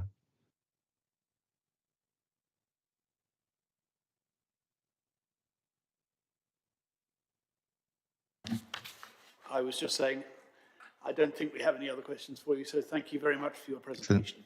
Thank you very much, Chair. And then I think we have online also the local member, Councillor Natalie Warren-Green. Are you there, Natalie? Yes, just turning on my camera and mic. Welcome, the floor is yours. Still showing Paul Littlemore at the moment, I think. Yes, I just want to add to the 2 people who have supported so far. I'm in full support of the development of the interim community facility, and I found it reassuring that the vast majority of public comments received were supportive, and that today we have full support at this meeting. The Northstowe Communications and Community team working with SDDC, especially the COO and Ainsworth, have tirelessly consulted closely with the community. The planning team, including Kirsten Donaldson, has also ensured that while the permanent building is being developed, a wide variety of community groups will have a facility located in a convenient location with the basics of what is required to run organised sessions for the community.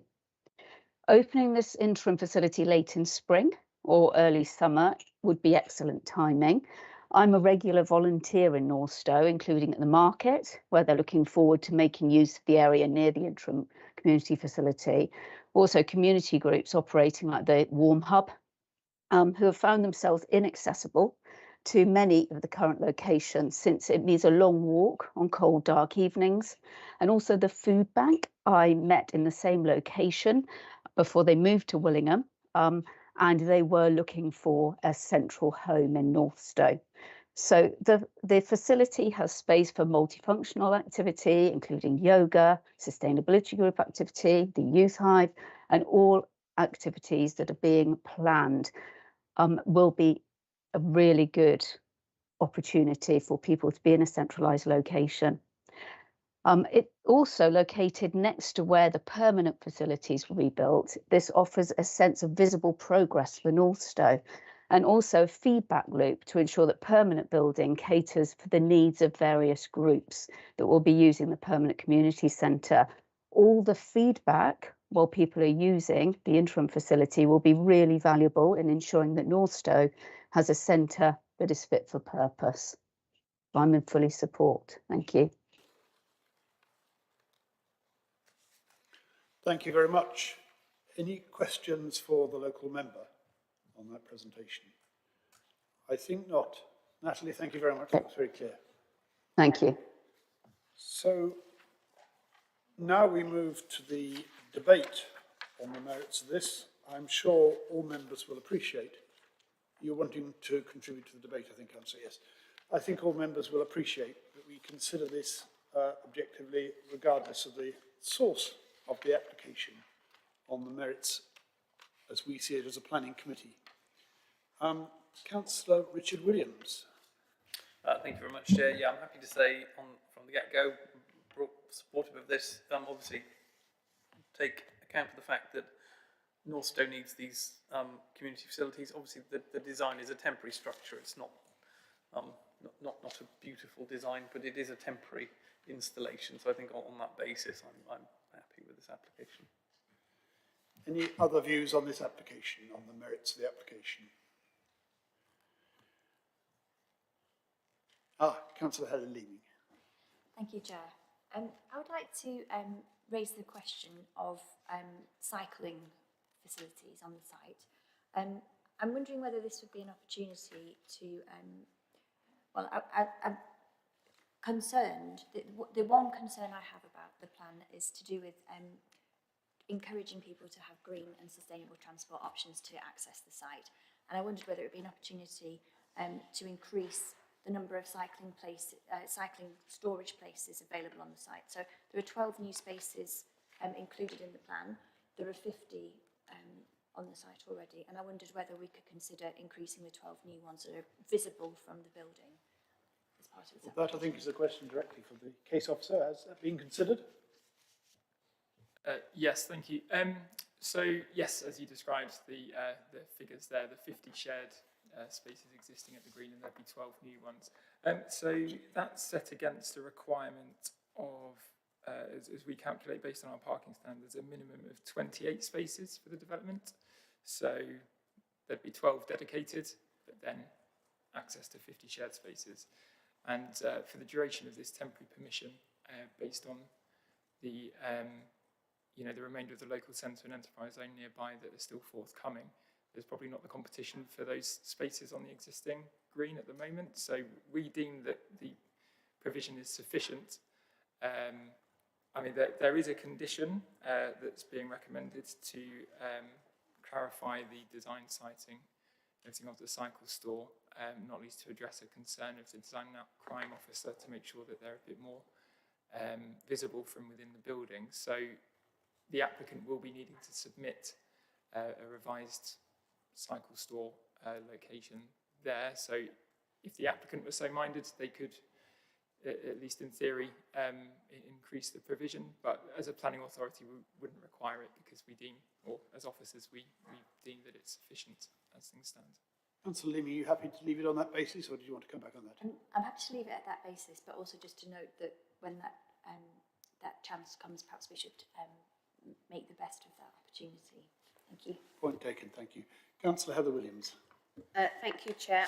On that note, as has just been said on page 124, there is opportunity around the cycle storage, and we know that the applicant has been available for us to take questions and things today. I'm sure they're listening very carefully to what members are saying, and listening very carefully that members would like to see more cycle storage if, when that is addressed, they can provide it. So just offering my support to what Councillor Leeming has said. But overall, much needed facilities. It is temporary, as Councillor Richard Williams says about, would it be the ideal landmark building that we hope we will get there? No, but for a temporary basis, I think it's suitable. It does what it says on the tin, essentially, and I hope that it will be well used and looked after. So you're recommending approval? Thank you. And I'm sure that the applicant in this case will be listening carefully to comments. Any other views on this proposal? In that case, I think we come to the recommendation, which is on page 132, paragraph 1060. Approve subject to the planning conditions as set out below. Because of the nature of the proposal, I will be taking an electronic vote on this. Does anyone else want to contribute to the debate before we take a vote on that? I see none. Let's move to the vote then. If you're in favour, obviously press the green button, and if you're against, press the red one. That's everybody, Chair. Right, we are unanimous. That is approved as recommended. We then move on to, and thank you to Luke for that very clear presentation. We then move on to item 10, which is an application at number 19 Foxton Road, Barrington, for the installation of solar panels on a rear flat roof. Page 137 of your papers. And this is brought to us because the application is submitted by the relative of an officer of the council. It's worth noting that this would be just outside, I believe, the permitted development rights on this. But we have, the recommendation is to approve, and we have Beth Clark with us as presenting officer. Do you want me to keep on babbling so you can get your machine connected up, or do you happy you're with us? Good. Beth, welcome. And please, let's hear your presentation.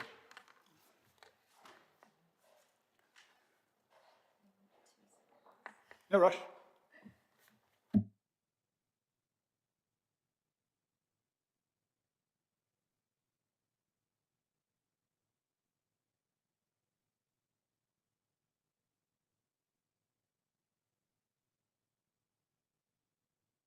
It's unusual for members to say the chairman should have kept on talking a bit longer. Usually it's the other way around, but we will get there very shortly.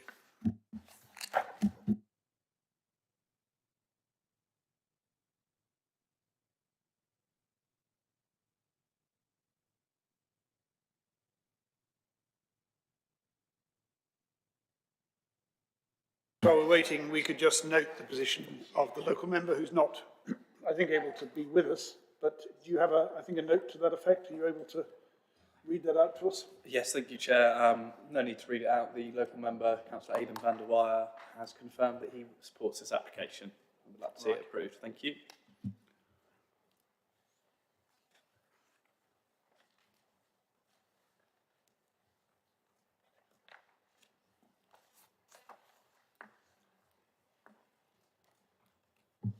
Thank you, Chair.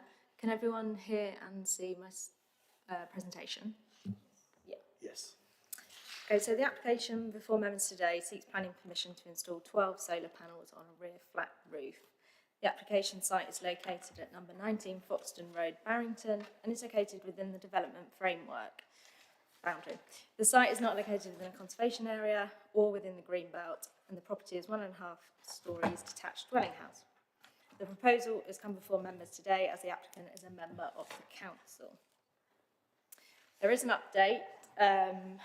So the measurement for the total height of the solar panels stated within the officer's report is incorrect. It was noted that the measurement of the height is 22 centimetres, but it is in fact 45 centimetres at their tallest point, and this is referenced in paragraphs 3.2 and 10.7 of the officer's report.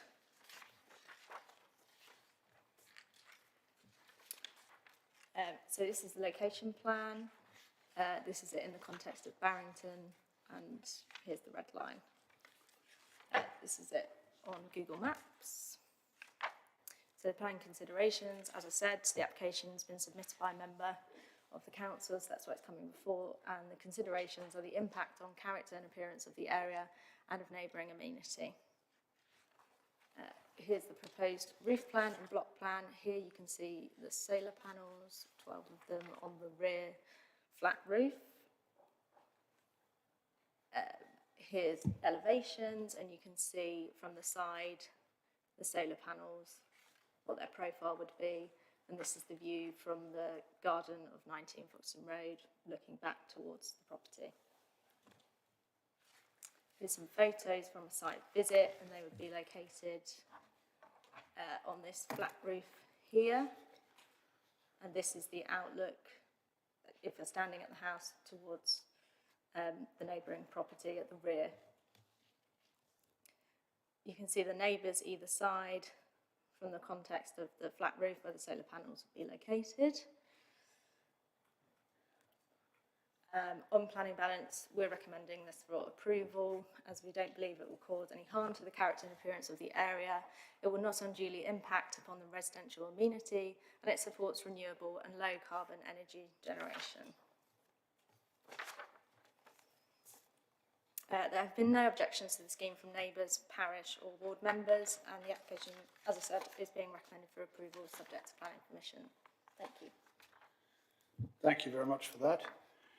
Do any members want to ask any questions or comment on the application? I'm not keeping the questions and the debate separate this time. Do any members want to comment on that? Vice Chair has a comment.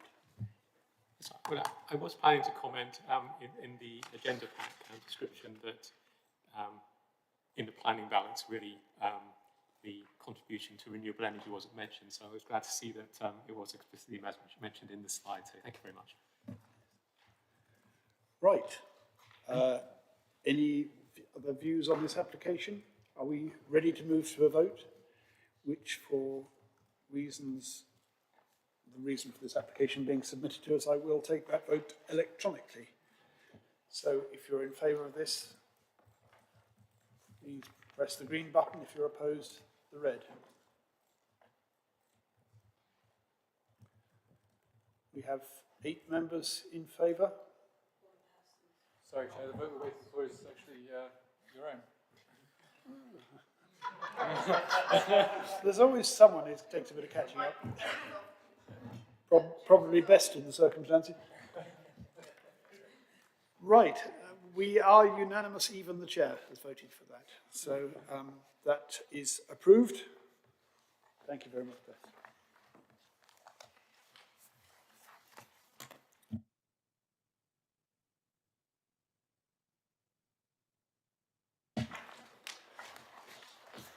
We now move on to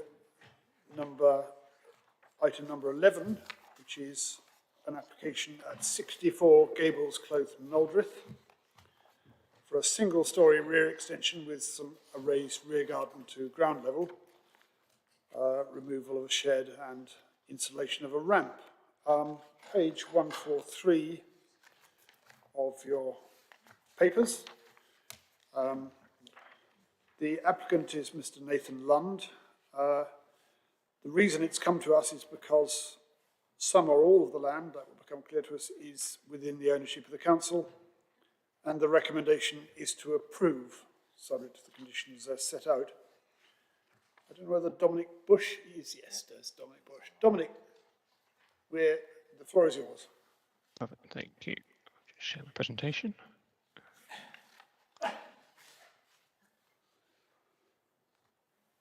Can I just confirm you can see the presentation? We can. Perfect, thank you. So yeah, as you said, this application is at 64 Gables Close in Meldrith and is proposing a single-storey rear extension, raised garden to ground level, the removal of the brick shed within the rear garden, the installation of an external ramp on the southern side of the house, and internal alterations. As you also mentioned, the application is before committee as the site includes an area of land within the ownership of South Cambs District Council, which I'll come on to later. There are no amendments or updates to report on the application. This is the site plan of the application site, as well as an aerial view of the site to the right. You can see the application site is bordered by Gables Close to the south and to the west. And there's a small area of parking also located to the south here. The adjoining property to the north here is number 62 Gables Close, and there is an area of public amenity space to the east. The area of land within the ownership of South Cambs District Council is this area of land surrounding the car parking area here. This is a proposed site plan for the application. The single-storey rear extension can be seen here, and the proposed access ramp to the south can be seen here. It should also be noted that this access ramp steps in around halfway along to avoid the curb surrounding the car parking space here. This is the existing floor plans of the property. The adjoining neighbour property can be seen to the left here, while the existing access ramp at the rear, within the rear garden of the property, can be seen here. The shed that's to be demolished can also be seen here in the corner here. And this is the proposed floor plans for the property. The footprint of the proposed rear extension can be seen here, while the proposed access ramp to the southern side is seen to the right-hand side of the property here. That provides access in the rear of the garden, as well as access into the property through the side elevation. Here we have the existing elevations to the property. Again, the neighbouring property can be seen here. and the proposed elevations of the property. As you can see, the ridge height of the proposed rear extension is set down from the ridge height of the existing property and also set away from the boundary with the neighbouring property here. The entrance, again, within the side elevation of the property that's proposed can be seen here, as well as the access ramp that runs towards the rear garden. Here are just some photos of the site. So this is looking towards the southern elevation where the access ramp will be sited. It's noted that the ramp would likely not require the removal of this shrub within the land. However, if it needs pruning back, any of this can be agreed with the council following the planning process. This is a view from the rear of the property looking along the southern elevation to the front elevation, and this is the existing access ramp into the front of the property currently used for access. And this is a view into the rear garden. The brick shed, which is to be demolished, can be seen here, as well as the existing access ramp, which will be removed and the garden levelled out within the proposal. And finally, the main considerations of this application are its design, layout and scale, as well as its impact on residential amenity. As you mentioned, the officer recommendation is for approval, subject to the conditions laid out in the officer report. Thank you. Thank you very much, Dominic. Again, no need to separate questions from debate. Any comments on this or questions for clarification to Dominic? I see none. Shall we move straight to a vote on this? Again, we'll take it electronically.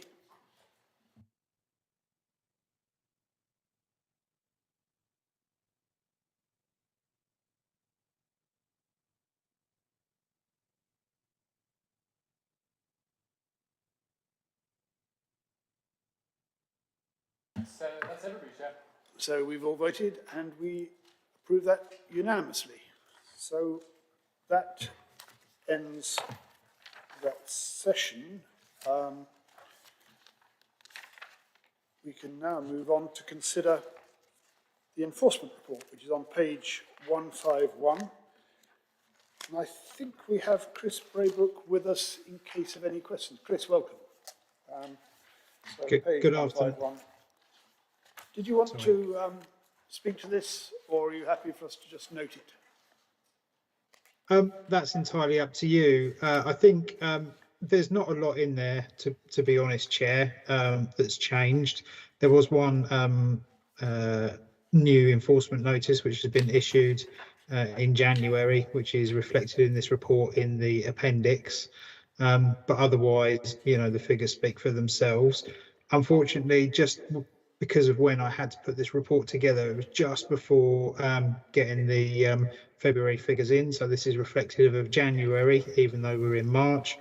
Hopefully with the dates of the next committee, we should be back up to date again with the figures, hopefully. So the only other thing I would like to do, and I've just noted it in the report, is just to thank John Shuttleworth for his hard work within the planning compliance team, and basically the compliance team wish him well in the future with his new role.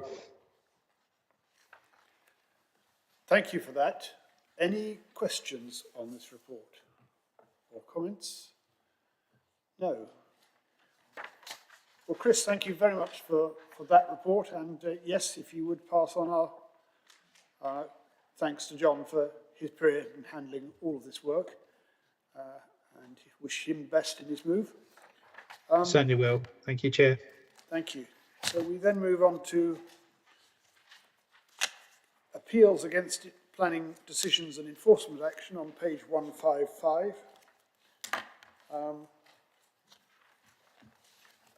The report was put together by Ian Papworth. Does anyone want to speak to this? Chair, I need to say that I'm happy to take any questions on the appeals that are listed now, or if there's questions I can't answer now, I'm happy to take them away. But the usual list of summaries of the appeals is there before members to note. Councillor Dr. Richard Williams. Thank you, Chair. It's just a quick point about the way the information is laid out, which is obviously very, very useful. But I was just wondering in future if it would be possible to flag up committee decisions which are subject to an appeal. Because I sometimes go through this trying to work out if it was a committee decision or not. So if that could be flagged up, that would be really helpful. Yeah. Yes, very helpful to know when we've got it wrong. Any other legitimate comments on this? Yes, Councillor Heather Williams. Thank you. It's just referring to page 166 and 168. I don't think I saw any others. Those are for non-determination within the framework. Is this a case of potentially, is there any twin tracking going to go on with those, or how are we dealing with those? Are we going to be making a decision and then representing that?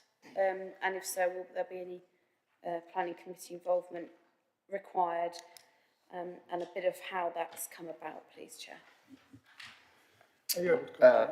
Through you, Chair, I don't know the specific details of those two applications that Councillor Williams has referred to, and again, without looking into that and speaking with the case officer, I don't know what our minded to recommendation would be on the applications, but we can only submit to the planning inspectorate how we would have been minded to deal with the applications had we had the authority to do so. That's now resting with the planning inspectorate, and to say how it's again got to that point, again I don't have the specific details. Would it be possible to pass on to, forgive me, would it be possible to pass on to the case officer in each of those cases that the committee were interested to know why these had not been determined, and there may be very good valid reasons for that? Councillor Williams. Thank you. Yes, and there may have been, we know these things happen, but there was a couple, so I felt it needed to be raised. But also, what would be helpful when it comes back is, once it's been decided how this will be defended, as it were, whether we would have approved or refused, if we can include that, rather than just, it was non-determination, here was the outcome. So we can see if the outcome is contrary to what we would have done, if that's agreeable, Chair. If that's possible. Certainly, yeah, no problem. Councillor Dr. Martin Carnham. I'd like a bit of context on the appeals on byways, Station Road in Harston. I think page? Page? Page 160. There's two appeals, and there was also, I noticed, an enforcement notice. I just wanted a little background to what happened. Was it the fact that you had an enforcement notice and they therefore submitted appeals against refusal and operational development? And what exactly is operational development? What's the difference between operational development? There's a bit of context so I know more about it. Can you throw any light on that? If not, perhaps a short... So operational development will be a building or extension to an existing building. So that's what the enforcement notice will be. So it means doing more work than had originally been done, which they'd be the refusal of planning application. Yeah, again, without knowing the full context. Yeah, exactly. I don't know if permission has been granted and then it's been in excess of that, or something's been done without planning permission in the first instance. So no, this has been going on for a long time, so I just wondered. So clearly there's still in the process. But yeah, I'd have to just refresh my memory on the history, but I can certainly come back to you and give some more context on that. We have on the bottom of page 169, of course, the listing of the former Hotel Felix, which there was a hearing recently, wasn't there?